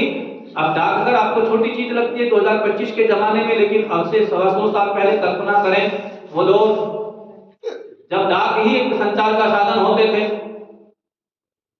आकर के फिर कहा कि जमीन तो मिल गई है, किसने दी, बोले बिजनौर के अंदर मिल गई। बोले अब क्या करेंगे कि वहां के लिए बच्चे चाहिए। सबने कहा बच्चे कौन देंगे, कोई जंगल में भेड़िया उठा ले जाएगा, चीता खा जाएगा, शेर खा जाएगा, हाथी आ जाएंगे, वो तो घनघोर जंगल है, आने जाने के भी साधन है नहीं। गंगा का पानी शाम को चढ़ता है, सुबह उतर जाता है, सुबह उतरता है, शाम को चढ़ जाता है। कोई बह गया मर गया तो हम कहां से देंगे। उन्होंने कहा भाई ये तो व्यवस्था चलनी चाहिए, क्या करेंगे। बोले मेरे पास और तो है नहीं, मेरे 2 हैं, इंद्र और हरिश्चंद्र, 2 को तो मैं देता हूं। सभा में सन्नाटा, एक सेवक खड़े हो गए पीछे से, बोले प्रधान जी 2 आप दे रहे हैं तो 1 मैं भी दे रहा हूं। कितने हो गए, 3। 2 और किसी ने कहा, ऐसे कितने ब्रह्मचारी हो गए, 5 को लेकर के पहुंचे। और सन 1902 में गुरुकुल कांगड़ी को प्रारंभ और सुखद संयोग यह है कि दबदला भी 5 कन्याओं से शुरू हुआ था। बस अंतर इतना है, उनके पास 2 थे, हमारे पास 1 थी, वो अभी बैठी थी, वही पढ़ रही। उसके बाद तो जैसे जैसे आर्यों को पता चलता गया, गुरुकुल कांगड़ी आर्यों का तीर्थ बन गया। 15-15, 8-8 दिन के वहां मेले लगते थे आर्यों के, और भंडारे चलते थे मेले के साथ। क्योंकि मेले किस लिए? मेले तो खाने पीने के लिए होते हैं, मेले तो मनोरंजन के लिए होते हैं। तो दिन भर तो कार्यक्रम चले, विद्वानों के भाषण, भजन और बढ़िया बढ़िया लंगर चलते थे, वो भंडारे लगते थे। तो सारे देश के लोग उन विषम परिस्थितियों में भी काम करते थे गुरुकुल कांगड़ी के उत्सव में। और एक दिन रात को बात हो रही, गुरुकुल के ब्रह्मचार्य के कर्तव्य देख करके सबके मन में करता है, अच्छा चाहते तो हम भी भगत सिंह हमारे घर में पैदा हो जाए, लेकिन मेरे वाले को फांसी खानी, फांसी पड़ोसी का खानी, लेकिन भगत सिंह मेरे घर में पैदा हो जाए, गुरुदत्त तो मेरे घर में पैदा हो, लेकिन साहब नौकरी ना छोड़नी पड़े मेरे वाले को। उसको तो कहाँ नौकरी मिले? विदेश में बढ़िया बढ़िया पैकेज मेरे बेटे को मिल जाए, हाँ पैदा गुरुदत्त जैसा हो। तेरे राम के संग निकले हर घर गली गली से, कहते ना कि ऐसे हो लाल पैदा खेले जो गोलियों से, लेकिन मेरे ना, मेरे को खेलना ना पड़े, फांसी ना चढ़नी पड़े। लेकिन ये लोग कुछ बिरले होते हैं जिनका ऐसा संकल्प होता है।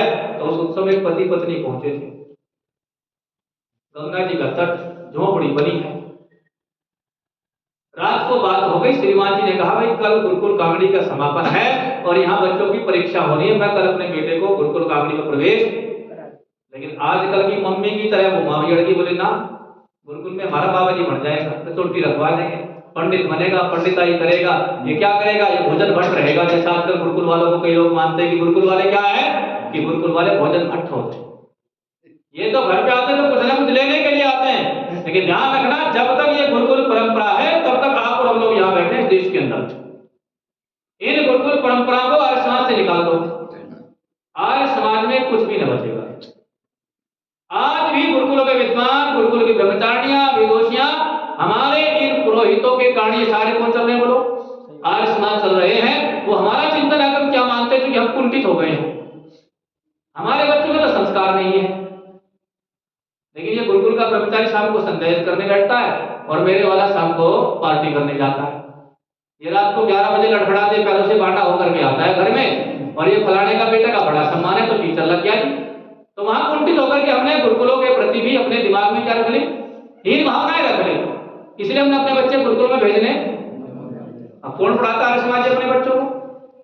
लेकिन पढ़कर करेगा पंडित बुद्धिदेव विद्यालय के जीवन चरित्र। तो पति पत्नी में बहस होगी, पत्नी ने कहा ना हमारा बेटा पंडित तो नहीं बनेगा, दोनों में लंबे कुतर्क हुए, क्योंकि समय गति से दौड़ रहा है तो बड़ा लंबा प्रसंग, संक्षेप में आकर के चलते हैं। अंत में जब सारे तीर फैल हो गए तो श्रीमान जी ने एक तीर छोड़ा, क्या कहा कि देखो जी मुंशी राम जी के भी दोनों बेटे यहीं पढ़ते हैं गुरुकुल। अगर यहाँ गुरुकुल में भविष्य बर्बाद होता तो मुंशी राम इतने पागल तो नहीं, बैरिस्टर है, पढ़े लिखे हैं, कि अपने बच्चों का भविष्य बर्बाद होने देते। लेकिन पत्नी भी कम साहब, क्योंकि महात्मा चाणक्य कहते हैं कि महिलाओं में पुरुषों से 4 गुना ज्यादा बुद्धि होती है। कितनी? 4। ताली तो बजाओ अपने नाम से। मेरा मत नहीं है, महात्मा चाणक्य कहते हैं कि स्त्रियों में पुरुषों की अपेक्षा 4 गुना ज्यादा बुद्धि होती है। तो उसने फिर कहा कि आपको नहीं पता, ये जो मुंशी राम जी है ना, ये तो बस अपना सेवा के लिए आ गए हैं, लेकिन इनके पीछे बहुत संपत्ति है, इनके पास एक प्रेस है बहुत बढ़िया। शांति, अब सुनो थोड़ा सा, एक इनके पास प्रेस है। अब प्रशंसा ये तो खतरनाक होती है, 4 गुना हो गया, हमें सुनेंगे नहीं। इनके पास जालंधर में बड़ी पुश्तैनी बढ़िया वाली कोठी है, पैतृक संपत्ति है। इनके बच्चे बड़े होकर के पढ़ लिख करके कुछ ना भी बनेंगे तो भी अपना गुजारा तो, लेकिन हमारे बच्चा अगर गुरुकुल में पढ़ करके कुछ न बना तो हमारा बुढ़ापे में। मुंशी राम बाहर खड़े होकर के पूरी घटना को सुन रहे थे, रात भर सो न पाए, और वो वाक़ा आपने सुना कि सुबह पत्र लिखा, बेटों को बुलाया, हस्ताक्षर हुए, और जाकर के आज समापन के दिन कहते कि मैं संन्यास लेना चाहता हूँ, मैं सन्यासी होना चाहता हूँ। और संन्यास वो व्यक्ति लेता है जो अपना सब कुछ आहूत, क्योंकि 3 ऐषणाओं के समय उसका आचार्य दीक्षा के समय उसकी शिखा के 3 बार उखाड़ते हुए कहता है कि लोकेशणाम त्याज्यामि, संकल्प करो मैं लोकेशणा का त्याग। आज सन्यासी को सबसे ज्यादा इतना चाहिए साहब, सोने का सिंहासन चाहिए सन्यासी को, उसके आगे पीछे फूलों की वर्षा होती रही। लेकिन मैंने कहा था ना कि मनुष्य ने अपने आधार पे सारी व्यवस्थाओं को डाल दिया है। उन्होंने भी कहा कि देखो सन्यासी तो साफ सोने के सिंहासन पर बैठने वाला होना चाहिए, शंकराचार्य कोई छोटी चीज है, हम किसी के सम्मान में है उसे क्योंकि हम तो क्या है, सन्यासी है, चतुर्थ आश्रमी है। तो कहा कि लोकेश राम की इच्छा सन्यासी को कदापि करनी अपितु सम्मान से इस तरह बचना चाहिए जैसे व्यक्ति विश्व से बचता है, ऋषि तो यहाँ लिखते हैं। और कहा कि नित्येषणाम त्यक्त्यामि, मैं धन की इच्छा को भी त्यागता हूं। सन्यासी को धन का लोभ होना, लेकिन यहाँ की परंपरा है साहब, सन्यासी को गृहस्थी से मोटे मोटे लिफाफे चाहिए। ये दान घिसाई हमसे ज्यादा लेता है गृहस्थी से, और फिर कहता है कि पुत्रेषणाम त्यक्त्यामि, मैं पुत्र पौत्र भाई बांधव परिवार को कुछ मानता उन सबसे संबंध समाप्त करता हूँ। लेकिन यहाँ तो सन्यासी ऐसे जो महीने का पैकेज घर भेजते। हमने तो ऐसे लोग देखे जो बाहर सन्यासी है और फिर घर जाते तो पैंट शर्ट लगा करके जाते साहब। हमारे समाज में ऐसे भी है, लेकिन मुंशी राम ऐसे रहते। उन्होंने सन्यास लिया और नाम क्या रखा, श्रद्धानंद, क्योंकि उनकी क्या थी, जीवन श्रद्धा से भरपूर था और आनंद के साथ जीवन को जीते थे। सन्यास लेकर के पूरा जीवन, जो क्रांति की चिट्ठी मिली कि साहब गांधी जी जो है वो धन की पीड़ा से जूझ रहे हैं अफ्रीका में, उन्हें कुछ धन चाहिए, तो मुंशी राम ने कहा हम भी कुछ सहयोग करें। तो गुरुकुल के सारे ब्रह्मचारियों को इकट्ठा किया और इकट्ठा करके कहा हैदराबाद वहां अफ्रीका में कुछ सहयोग भेजना है। गांधी जी वहां लगे क्योंकि उनके लेख छपते थे, पढ़ते थे। कहा क्या करेंगे, धन कहां से देंगे, हम तो वैसे भिक्षा पे जीते हैं कि नहीं, भिक्षा का धन नहीं देंगे, क्या करेंगे, पुरुषार्थ करेंगे। तो गुरुकुल कांगड़ी के सारे ब्रह्मचारियों ने हरिद्वार में एक दिन मजदूरी की। अच्छा, अपनी आत्मा से पूछ करके देखना, आपको पता लगे कि आपका बेटा गुरुकुल में पढ़ता है और वहां पर आचार्य जी ने उससे एक दिन में मनरेगा के तहत मजदूरी कराई, क्या करेंगे आप लोग, लाठी भाले कीड़े लेकर के चढ़ जाएंगे ना। लेकिन मुंशी राम ने उन सारे कर्मचारियों से मजदूरी कराई, वो सारा पैसा कहाँ भेजा, और गांधी जी ने कितना बढ़िया फल दिया। सबसे पहली राजनीतिक हत्या स्वामी श्रद्धानंद की गांधी ने गुरुकुल कांगड़ी के उत्सव पर बुलाया मुंशी राम ने गांधी को, तब संन्यास नहीं लिया था। और जब बुलाया तो गांधी जी आए तो सबने बड़ा मान सम्मान दिया। गांधी मुंशी राम जी को अपना बड़ा भाई मानते थे। मुंशी राम ने कहा कि देखो मैं तो वानप्रस्थ लेकर के रहता हूँ महाराज, मेरे पास तो अपना कुछ नहीं है, जो कुछ था मैंने गुरुकुल को दे दिया। मेरे पास अपना एक है, मेरा नाम, क्योंकि लोग मुझे आश्रम परंपरा में महात्मा कहते हैं, मुनि कहते हैं, तो उनका नाम क्या था, महात्मा मुंशी राम था। आज से मैं आपको अपना नाम देता हूं, आज से आप गांधी नहीं कहलाएंगे, आप महात्मा गांधी कहलाएंगे। तब से गांधी जी को क्या कहना शुरू किया लोगों ने। लेकिन राजनीतिक षड्यंत्रों से, क्योंकि गांधी जी श्रद्धानंद से भय खाते थे, गांधी जी मुस्लिम परंपरा के भयंकर पोषक थे, लेकिन मुंशी राम इसके विरोधी थे। उन्होंने जब देखा कि कांग्रेस में दाल नहीं मिलेगी तो लेकर के मदन मोहन मालवीय को, जो कि पौराणिक परंपरा के व्यक्ति थे, लेकिन मुंशी राम ने उनके साथ मिलकर के हिंदू महासभा की स्थापना की और वहीं से शुद्धि आंदोलन को प्रारंभ किया, जिसको आर्य समाज ने छोड़ दिया। लेकिन घर वापसी के नाम से, देखो कितना बड़ा ये भी जादू है। अगर शुद्धि आंदोलन होता तो आर्य समाज के नाम से चलता, शुद्धि आंदोलन होता तो श्रद्धानंद के नाम से चलता, ऋषिदान के नाम से चलता, जिन्होंने अलगधारी नाम से सबसे पहले शुद्धि की थी। लेकिन उसका नाम क्या कर दिया, योजना बदल गए, उसका नाम कर दिया घर वापसी। और पीड़ा तो तब होती जब आर्य समाज के लोग भी शुद्धि की बात नहीं करते। अभी तो क्या कहते हैं, अजी घर वापसी करा दिया, हमने अपने समाज में तो घर वापसी करी। तो इस घर वापसी के जो सूत्रधार थे वो कौन थे, स्वामी श्रद्धानंद थे।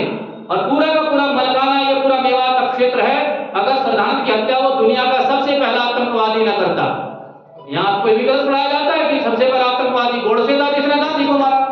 अरे 5-7 साल पहले और निपटा देता तो कोई बीमारी ना होती। लेकिन सबसे पहला आतंकवादी कौन था, जिसने महात्मा मुंशी राम माने स्वामी श्रद्धानंद की 23 दिसंबर को गोली मार करके हत्या की थी। लेकिन दुर्भाग्य ऐसा है कि हमने फिर एक नई घोटी पी ली, हिंदू मुस्लिम सिख ईसाई आपस में सब। हमने इस पाठ को भी नहीं पढ़ा, वो गलत थोड़ी कहते, सही कहते हैं। हम सब आपस में क्या है, लेकिन हम नहीं है, भाई होना चाहिए। हिंदू हिंदू का भाई बने, मुसलमान होते हैं कि नहीं होते, लेकिन हमारा कोई भाई नहीं होता। हम भाई में भरोसा नहीं करते, हम तो भाईचारे में भरोसा करते हैं। यही कारण है कि वो हमारे भाई हमें ही चारा बना कर कहीं हमारी बेटियों के 33 टुकड़े होते हैं, कहीं 35 टुकड़े होते हैं। ये मोबाइल हाथ में लेकर के इनको कोई भी चिंता नहीं है, क्योंकि हमने इन परंपराओं को छोड़ दिया। हमने मुंशीराम के जीवन से कुछ न सीखा और हमने गुरुदत्त पंडित गुरु गोविंद सिंह जी महाराज के जीवन से सीखा। ऐसा व्यक्ति जिसने अपने जीवन में कहा हो कि कोई मुसलमान अगर अपने दोनों हाथ को तेल के पिप्पे में डाले और फिर यही दोनों हाथ तिल के बोरे में डाले और आपके हाथ के ऊपर जितने तिल चिपकेंगे उनकी गणना करो। काल्पनिक नहीं है, अकाल्पनिक संख्या है। लेकिन कोई मुसलमान आपके सामने खड़ा होकर के इतनी बार भी शपथ दिलाए, कसम खाए, प्रतिज्ञा कराए, आपको भाई माने, बहन माने, माँ माने, पिता माने, फिर भी भरोसा नहीं, क्योंकि उस व्यक्ति ने अनुभूत किया था कि पोष की उस चतुर्थी रात में 7 और 9 साल के 2 बच्चे सरहिंद के ठंडे किले के अंदर छोड़ दिए और ऐसे नहीं छोड़े। पहले उन्हें पेड़ से बांधा गया। किसी बहुत बढ़िया कवि की पंक्ति याद आती, साहब तुम न समझो कि ये आजादी हमें यूं ही मिली। लोग साहब तुम न समझो कि ये आजादी हमें यूं ही मिली है, हर कली इस चमन की कुछ खून पीकर ही खिली है। बिछ गए दीवार में नींव के नीचे गड़े हैं, बिछ गए दीवार में नींव के नीचे घर गड़े हैं। आजादी के ये महल अपने उन वीरों की छाती पर ही 6-7 साल का बालक है, 6-7 साल की उम्र फतेह सिंह की, 7-8 साल की उम्र जोरावर सिंह की। पेड़ से बांध करके गुलेल मारी गई। विचार करो सनातनी हिंदू आर्यों, अनुभव करना उस पीड़ा। पूछ की ऐसी रात जिस समय आप लोग बैठे हैं, 18वां दिन है पूछ का। कौन सा दिन है? 18वां दिन है। आज 22वां दिन चल रहा है, 4 दिन पहले की घटना है। और मुझे पता है मैं गुरुकुल से किस तरह से यहाँ पहुंचा, कन्याओं से पूछो कितनी पीड़ा से वहां से आकर किस चतुर्थी रात में आई, लेकिन शरीर पे कपड़ा नहीं है, खुली खिड़की दरवाजे हैं, नंगी छत है, नीचे दरी नहीं, गद्दा नहीं, पेड़ से बांध करके गुलेल मारी गई, उनसे कंकर मारे गए, पत्थर मारे गए और फिर उस ठंडे बुर्ज में छोड़ दिया गया 3 को। किसको? 2 पोते, एक दादी, एक गुजरी देवी। माँ गुजरी अपने दोनों पोतों को चिपका करके बैठी है सीने से, और एक व्यक्ति को पता लगता है कि गुरुजी के 2 पुत्र भूखे नंगे प्यासे हैं और बुर्ज में कैद कर दिए हैं इसने। इन्हें कुछ तो खाने पीने को मिलना चाहिए। इसी ठंडी रात में मेरे बच्चे रजाई में पूरा कंबल पूरा उड़ के सोते हैं, मेरे गुरुपुत्र ठंड में ठुठुर रहे हैं। गया दूध लेकर के, यानी को नहीं जाने दिया, बोले कुछ धनीराम दो, पैसे दिए तो सारी जमा पूंजी पहली रात में खत्म हो गई। अगला दिन फिर आया, फिर गए, बोले पैसे। अब अपना मकान दुकान जो संपत्ति थी सारी बेची, जो पैसे मिले रिश्वत के लिए। अगले दिन फिर दूध पहुंचा। इस दूध के जाने से गुरुपुत्रों की मृत्यु न हुई। इसके बाद उसके दिमाग में आ गया तो मरने थे पहली रात में, ये जिंदा कैसे हैं? तो शक्ति से पता लगा कि रात को रिश्वत देकर के दूध पहुंचाया जाता है। बोले कौन है वो व्यक्ति? उसको पकड़ के लाओ। तो 3 व्यक्ति थे, मोतीराम भोर बहरा, उनकी पत्नी, बेटा। लकड़ी के कोल्लू से एक को निकाला गया, गन्ने वाले कोल्लू। विचार करें कितनी बड़ी सजा इसको मिली। इसलिए ध्यान रखना, मैं कहा करता हूं मंचों से, ये जो देश और धर्म बर्बाद हुआ ना हमारा, इसके 3 कारण है इसको भी। और मेरे साथ बोलना मिल करके आप लोग भी। मुसलमानों की क्रूरता, इतना क्रूर दंड व्यवस्था। इस्लाम क्या है, कुरान है क्या? दंड की इतनी खतरनाक व्यवस्था है कि मुंह कांपती और लोग जलाते हैं भाई को, मनुस्मृति को। ऐसी सी खतरनाक दंड की यातनाएं कल्पना करके देखो। छोटे छोटे 2 मुंहे बच्चे, दीवार चुनी जा रही, जिंदा तड़प तड़प के मरने के लिए। पहले थोड़े गुलेल की चोट से नहीं मरे, रात को ठंड से नहीं मरे। अब क्या किया जा रहा है? अब दीवार में चिना जा रहा है। और जब दीवार में चिना जा रहा है तो दीवार खड़ी हो रही है, और दीवार खड़ी जब होगी सबको पता है कि जो छोटा होगा दीवार में पहले दबेगा। जब दीवार गर्दन तक आ गई फतेह सिंह के, तो जोरावर चिल्लाया, रोने लगा। जोश आ गया छोटे भाई को, बोले तू बड़ा निकम्मा है, नकारा है, डर गया, धर्म भीरू है। बोले ना, मेरे रोने का कारण ये नहीं है। बोले रोने का कारण क्या है?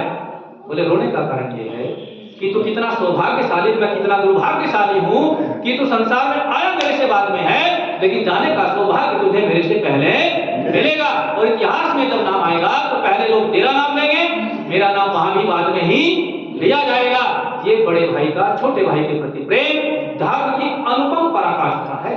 लेकिन हिंदू इस परंपरा को आज भूल गया था। उसी पंजाब के अंदर चर्चों की बाढ़ आ गई, पूरा का पूरा मदरसों की बाढ़ आ गई। आज भारत में सर्वाधिक धर्मांतर उस पंजाब के अंदर होता है।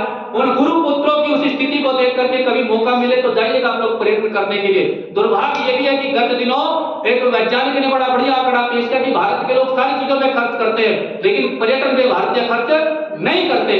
हम लोग नहीं जाते हैं टंकारा, हम लोग नहीं जाते हैं जालंधर, हम लोग नहीं जाते हैं बरेली घूमने के लिए, हम लोग नहीं गए गुरुकुल कांगड़ी की इस पुण्य भूमि पर जहां सबसे पहले 5 बेटों को लेकर के 1902 में स्वामी सदानंद ने गुरुकुल को प्रारंभ किया था, जिसकी इतनी मोटी मोटी दीवारों पे पत्थर लगे हैं कि इस गुरुकुल के संचालन के लिए लाला लाजपत राय के पिताजी ने 2 रुपया 4 आने पंजाब से दान भेजा। उन पत्थरों को जब देखते हैं और उस खंडर को देखते हैं तो पीड़ा होती है। हम नहीं गए सरहिंद की उन दीवारों पे जिसको गूगल भी कहता है कि दुनिया की सबसे महंगी जमीन कोई है तो वो सरहिंद की है। और हमें याद नहीं उस शेख टोडरमल का जब दीवार पे अंतिम शरीर का पूरा होने के बाद, मृत होने के बाद गुरु पुत्रों को ऐसे छोड़ दिया गया और उन्होंने कहा कि जमीन खरीदो और अंत्येष्टि करो। तो शेख टोडरमल को पता लगा तो शेख टोडरमल 7,000 स्वर्ण मुद्राएं अनुमान है, कितनी 780 किलो इतना बड़ा सोना दे करके वो जमीन अंत्येष्टि के लिए खरीदी गई। लेकिन आज पूछो टोडरमल कौन है तो अकबर के नवरत्नों में से तो चाटुकार टोडरमल का नाम आता है, लेकिन उस शेख टोडरमल को ये सनातनी जानते नहीं। इसीलिए लिखा कि उनकी तुरबत पे नहीं एक भी दिया जिनके खून से जला करते थे चिरागे वतन, उनकी तुरबत पे नहीं, स्मृति पर नहीं एक भी दिया जिनके खून से जला करते थे चिरागे वतन। आज जगमगाते हैं मकबरे उनके जो बेचा करते थे शहीदों के कफन। आज तो उन्हीं की चाटुकारिता होती है। हम भूल गए मुंशी राम को कि गरीब ब्राह्मण आया और आकर के कहा महाराज मेरे पास धन तो नहीं है लेकिन मेरा बेटा बड़ा प्रतिभाशाली है, इसको गुरुकुल में प्रवेश करा दो। मुंशी राम ने कहा कि बिना शुल्क के मेरे यहाँ व्यवस्था नहीं रखने की। पंडित लेखराम की पत्नी ने कुछ धन दिया, उससे एक कोष बनाया गया और इस कोष से व्यवस्था की फिक्स डिपॉजिट का जो ब्याज आएगा इससे प्रतिभावान ब्रह्मचारी को जो धन से तो हीन होगा लेकिन बुद्धि से धनवान होगा उस विद्यार्थी को यहाँ पढ़ने पढ़ाने का खर्च मिलेगा।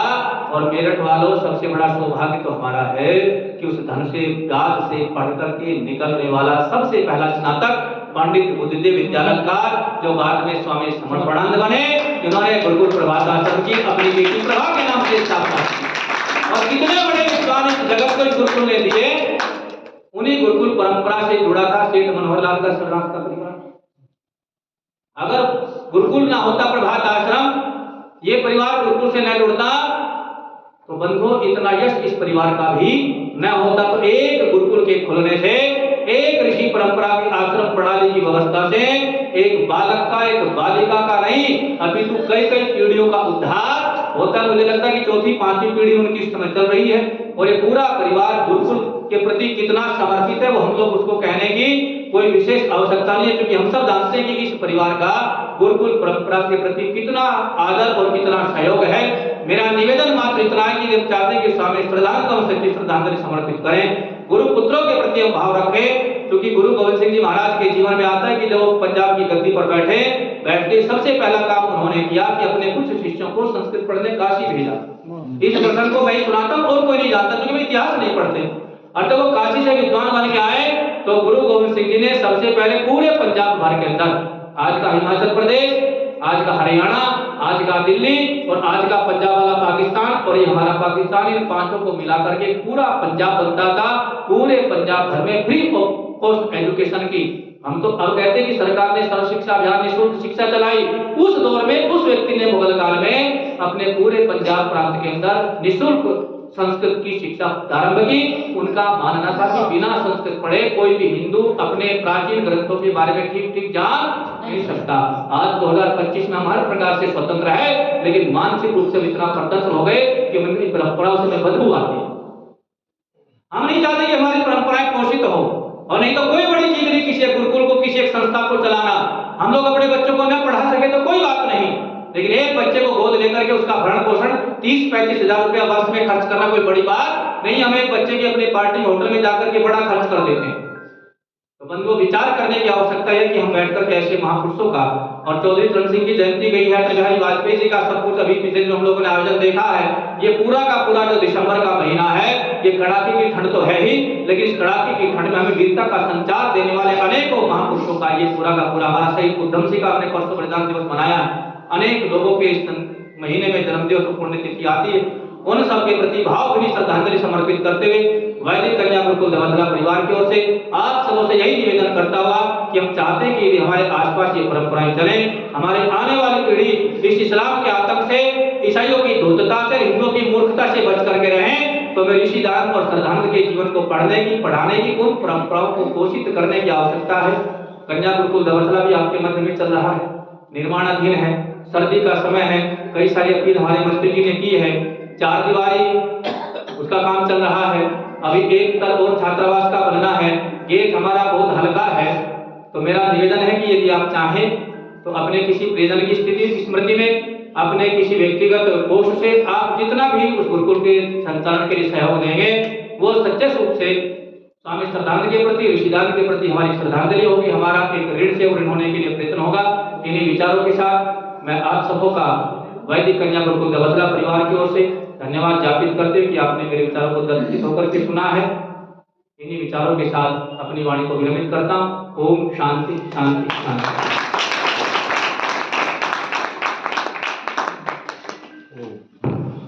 बहुत सुंदर उद्बोधन। और मेरा तो ये मानना है कि अपने अपने परिवारों में कोई सांस्कृतिक कार्यक्रम, कोई वर्षगांठ, कोई वैवाहिक वो भी वहां जाके बनाए, तो बच्चों को संस्कार भी मिलेंगे और इस बहाने आपको गुरुकुल घूमने को मिलेगा, और जो यथार्थ जैसे भी हो सहायता भी मिलेगी। और इसी क्रम में मैं आज के अध्यक्ष जी को आमंत्रित करता हूँ अपने अध्यक्षीय भाषण की।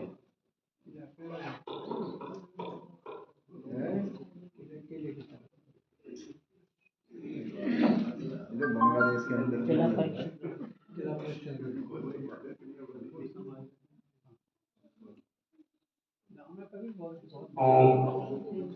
मंच पर आसीन विद्वान श्री चंद जी, आचार्य प्रमोद शास्त्री जी, आर्य समाज बढ़ाने के प्रधान, और मेरे बड़े भाई माननीय सुशील बंसल जी,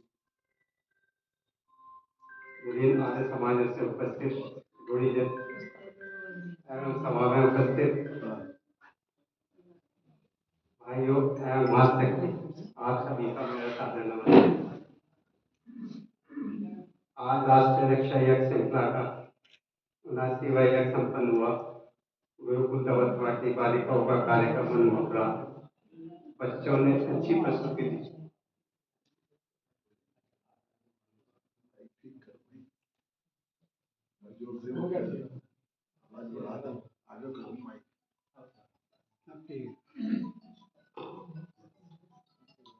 आज पूज्य स्वामी सदानंद जी के स्मृति दिवस पर हम सब यहाँ समर्पित हैं। स्वामी जी ने भारतीय सनातन संस्कृति, परंपरा और मूल्य को स्थापित करने के लिए अपना जीवन समर्पित कर दिया। हम सौभाग्यशाली हैं कि हम इस परंपरा के अनुगामी हैं। आज हमारे पूज्य ताऊ जी श्री मनोहर दास जी सराफ का स्मृति दिवस भी। महापुरुष सदैव अपने कार्य के द्वारा हमारे बीच जीवित। उनकी कार्यशैली, निश्चल जीवन, उदारता एवं दानवीरता निश्चय अनुकरण करने योग्य। ऐसी महान आत्माओं को मेरा धन्यवाद।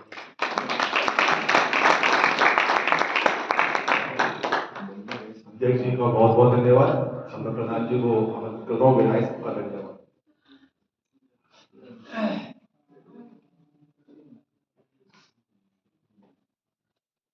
मंचासीन सभी विद्वज्जनों को मेरा अभिवादन है, अभिनंदन है। सभागार में जितने पधारे हैं, आज का विषय बहुत मिक्स बैच की तरह है। हमारे मनोहर लाल जी का जन्मदिन है और स्वामी श्रद्धानंद जी का बलिदान दिवस। अभी जो हमने बैनर बनाया उस पर यह था कि वे स्मृति दिवस लिख दिया कि हाजी स्मृतियां ही जाने के बाद होती है। उसका जन्मदिन हो या उसकी स्मृति दिवस हो, उसमें हमको कोई फर्क नहीं पड़ता। जब हम किसी को याद करते हैं तो मैं तो ये समझता हूं जन्मदिन केवल जन्मदिन सामने के लिए होता है। जैसे हम श्राद्ध मनाते हैं तो आप श्राद्ध बनने के बाद बनाते हैं, और हम हमेशा श्राद्ध जिन लोगों का मनाते हैं। आपने उनके प्रति क्या श्रद्धा रखी, मरने के बाद कैसे पता पड़ेगा? आपने पानी नहीं पिलाओ, फिर उनको शिकंजी पिलाओ, लस्सी पिलाओ, दुनिया भर की 1 से 56 भोग करो। जब सामने थे तो आपने उनको 2 रोटी के टुकड़े भी नहीं डाले। मैंने बहुत बहुत बुजुर्गों की दुर्गति और सदगति दोनों देखी है। इसलिए हमें जीने और मरने के बाद कुछ नहीं। आप जितनी भी खुशियां मना सकते हो, और मैं तो सीधा श्राद्ध कहता हूं, जिसका भी मनाते हैं हम यहाँ पे, तो हम कह देते हैं हमने आज इनका श्राद्ध मनाया। जितना हम करेंगे उनके सामने, तो उनके मन की जो प्रफुल्लता होगी वो आप सोच भी नहीं सकते। कभी भी किसी बुजुर्ग के पास जाकर तो शब्द सहानुभूति के बोल दो तो आप महसूस नहीं कर सकते कि उसकी अंतरात्मा कितनी प्रसन्न होती। तो इसलिए आज का मैंने दोनों बात इस बात की भी सफाई दी कि जी का बलिदान दिवस है स्वामी श्रद्धानंद का, और सेठ मनोहर लाल सरनाथ का जन्मदिन है। उन दोनों को हम अपने श्रद्धा सुमन देते। श्रद्धानंद के बारे में भी बहुत कुछ सुना। मैं समझता हूं देश की आजादी के बाद लोग बागों ने समर्पण भी खत्म कर दिया, क्योंकि इतिहास गवाह है कि समर्पण के बाद कभी किसी को कुछ नहीं मिला। और जितनी दुर्गति स्वामी श्रद्धानंद की हमनी लोगों ने करी, इतनी शायद बाहर वालों ने मिली। और यही कारण था कि जब घर में रेस्पेक्ट नहीं मिलती तो बाहर भी इतनी नहीं मिलती। अगर हमने कोई भी श्रद्धा, हमने हमारा जन्मदिन मनाया, हमने मनोहर लाल जी का मनाया, उनके घर से कोई नहीं आया, लेकिन हमने परंपरा डाली भी है क्योंकि इस समाज के वो आधारभूत थे। और 30 वर्षों से भी ज्यादा यहाँ पर उन्होंने प्रधान पद पर काम किया। आज भी अभी उन्होंने जिक्र करा गुरुकुल प्रभात आश्रम का, आज भी वहां के वो संरक्षक, जिस दिन से वो एक तरह से प्रभात आश्रम बना तो उनका आज तक पोषक वो लोग रहे। लेकिन पीढ़ियां बदलती रहती हैं, यादें खत्म होती रहती हैं। कहते हैं बिना धन के कुछ नहीं चलता, यह हकीकत है। लोग आगे कहते हैं कि आजीवन धनवान की पूजा होती है, तो धनवान की तो पूजा इसलिए बराबर होती है कि जैसे भगवान, पैसा भगवान नहीं है लेकिन भगवान से कम भी नहीं है। आज जितनी भी दुनिया चल रही है वो केवल शिक्षा के बल पर नहीं चल रही, धन के बल पर भी चल रही। और धन देने वाले अपने अपने गति से धन देते भी हैं और धन बिल्कुल नहीं देते, ये भी एक बात है। अगर दिलेरी से लोग बात धन नहीं देते तो कैसे जीवन चलते? कोई भी सभा धन के आधार पर चलती है, और हम धन किसी से मांगते भी नहीं, बिना मांगे मिलता भी नहीं, लेकिन लोग बात देते हैं। खासतौर से इस परिवार का जब भी ये धन देते हैं तो ये अपना नाम नहीं चाहते बिल्कुल। अभी इंटरव्यू आ रहा था अक्षय कुमार का, कल आज भी आएगा शाम को, रात को इंडिया टीवी। तो उन्होंने कहा कि तुमने जितना धन दिया आज तक उसका उजागर नहीं करा, और तुम बदनाम हो पैसे लेने के लिए, कहीं जाते हो पैसे मांगते हो, और जबकि तुम इतना दान देते हो, उसका उजागर तो नहीं करा। और आज तक कहीं भी उसने अपने धन का उजागर नहीं करा। तो रजत शर्मा ने कहा कि आज 6 वर्षों में तुमने 69 करोड़ रुपया दान कर चुके हो। वो तो दान है, और जो संस्थाएं चलाता है वो अलग है। अगर ऐसे लोग, ऐसे व्यक्तित्व नहीं हो तो मैं समझो सारी दुनिया की गतिविधियां ही बंद हो जाए। पैसा कमाते सब हैं, कितने कहते हैं मैं एक पैसा भी नहीं दूं, अब तेरे से भीख मांगने जा रहे हैं। मतलब हम तो वैसे नहीं मानते, मानो, और कोई कहे कि मैं तो एक पैसा भी नहीं दूं बनते हुए। आदमी अपनी, हर आदमी की क्षमता है। अगर मनोहर लाल सर्राफ 1 करोड़ रुपए देते हैं तो आपके 500 रुपए भी 1 करोड़ के बराबर है। हर आदमी की क्षमता समझौता नहीं है बिल्कुल भी, लेकिन आदमी की सोच में गिरावट है। और संस्थाएं, खासतौर से धार्मिक संस्थाएं कहां से चलेंगी? अभी हमने पीछे कार्यक्रम करा, ये बात मुझे इसलिए कहनी पड़ रही है। तो अपने आप तो जो दे रहे हैं वो दे रहे हैं, जब ये लगा कि कम है हम किसी से मांगते नहीं, बार बार ये कहते हैं हम किसी से मांगते नहीं, हम तो लेते हैं। अगर हमने आपके नाम में 11,000 की रसीद काट दी तो वो व्यक्ति होगा कि वो 11,000 रुपए हमें चुपचाप निकाल के दे देगा। ये हकीकत है। यहाँ पे भी बैठे हुए मेरे से मंत्री जी ने कहा ये तो 30-40 हजार का नुकसान हो गया। मैंने कि मैं अभी पूरे करवा देता हूँ, चलिए 5,000 की, यहीं पे बैठे बैठे सब बैठे हैं, कई लोग बैठे हैं, मैं नाम नहीं लूंगा। 5,000 की इनकी काट लो, 5,000 की इनकी काट लो, 11,000 की इनकी काट के भेज देना। अब ये जहां जहां रसीदें काटी वहां सब जगह उन्होंने कुछ अड़चन नहीं करी और उन्होंने पैसे दे दिए। अरे मंत्री जी बोले तो 1 मिनट में 40,000 रुपए इकट्ठे करवा दिए। मैंने कि तुम सबसे कहो, दोबारा मत कहना भाई, भले ही हम नहीं मांगे, तुम तो मांगने की परंपरा रखो अपने। लोग आके 1 पैसा नहीं दे, अपने पैसे को अपने पास रखते हैं। आदमी कहते भाई मेरे पे गुंजाइश नहीं है, वो बात अलग है। आज ये बात मैं इसलिए कर रहा हूँ कि कोई हमें लगता है जब हमसे कोई मना कर दे, बहुत लंबा एक्सपीरियंस है धन मांगने का, हमने उसी दिन बैठ के कसम खाई। अशोक बैठा हुआ है यहाँ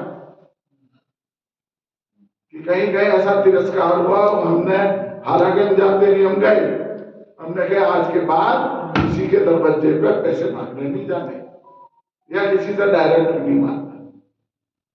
तो ये स्थिति है। ये बात मैंने इसलिए कही कि सेठ मनोहर लाल सर्राफ एक तीसरी पीढ़ी है इस समय जो हमारे साथ जुड़ी हुई है।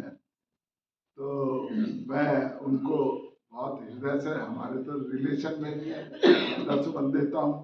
शेखर से बात भी हुई, मैं कही आऊँगा चाचा, लेकिन ठंड में सब टुकड़े पड़े हुए हैं कि हमने वो कहते हैं ना अपनी किस्मत में पहले ही से कुछ तो गम है और कुछ आपकी फितरत में वफा भी कम है, वरना जीती हुई बाजी तो ना हारे होते, वक्त करता जो वफा तो आज सब हमारे हो। धन्यवाद। समय हो गया है जी। हाँ जी, शांति पाठ के बाद कार्यक्रम समाप्त। माइक भी खत्म हो गया। सूचना सेतु जी जो देगी। मेरे पे 2 सूचना है। एक तो आर्य समाज ब्रह्मपुरी का 87वां वार्षिक उत्सव 3 तारीख और 4 तारीख का अगले रविवार शनिवार का है, और एक गुरुकुल प्रभात आश्रम का है, ये 14 जनवरी का है। 14 जनवरी। तो दोनों कार्यक्रम में अधिक से अधिक जाए, पत्रक बांध रखें, तो जितना अधिक संभव हो सके जाए।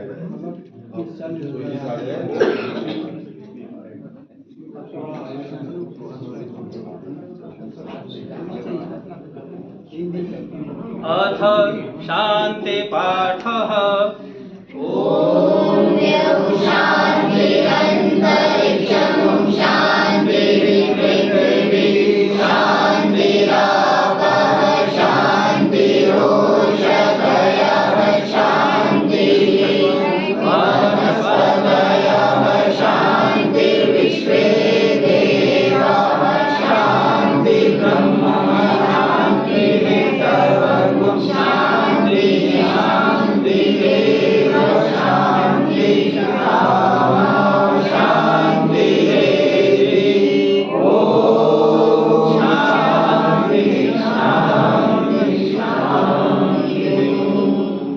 बोले सो अभय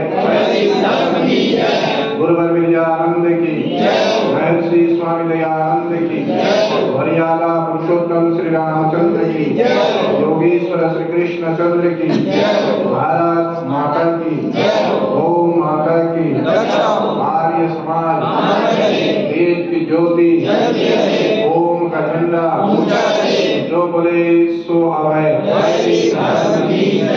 प्रणव ध्वनि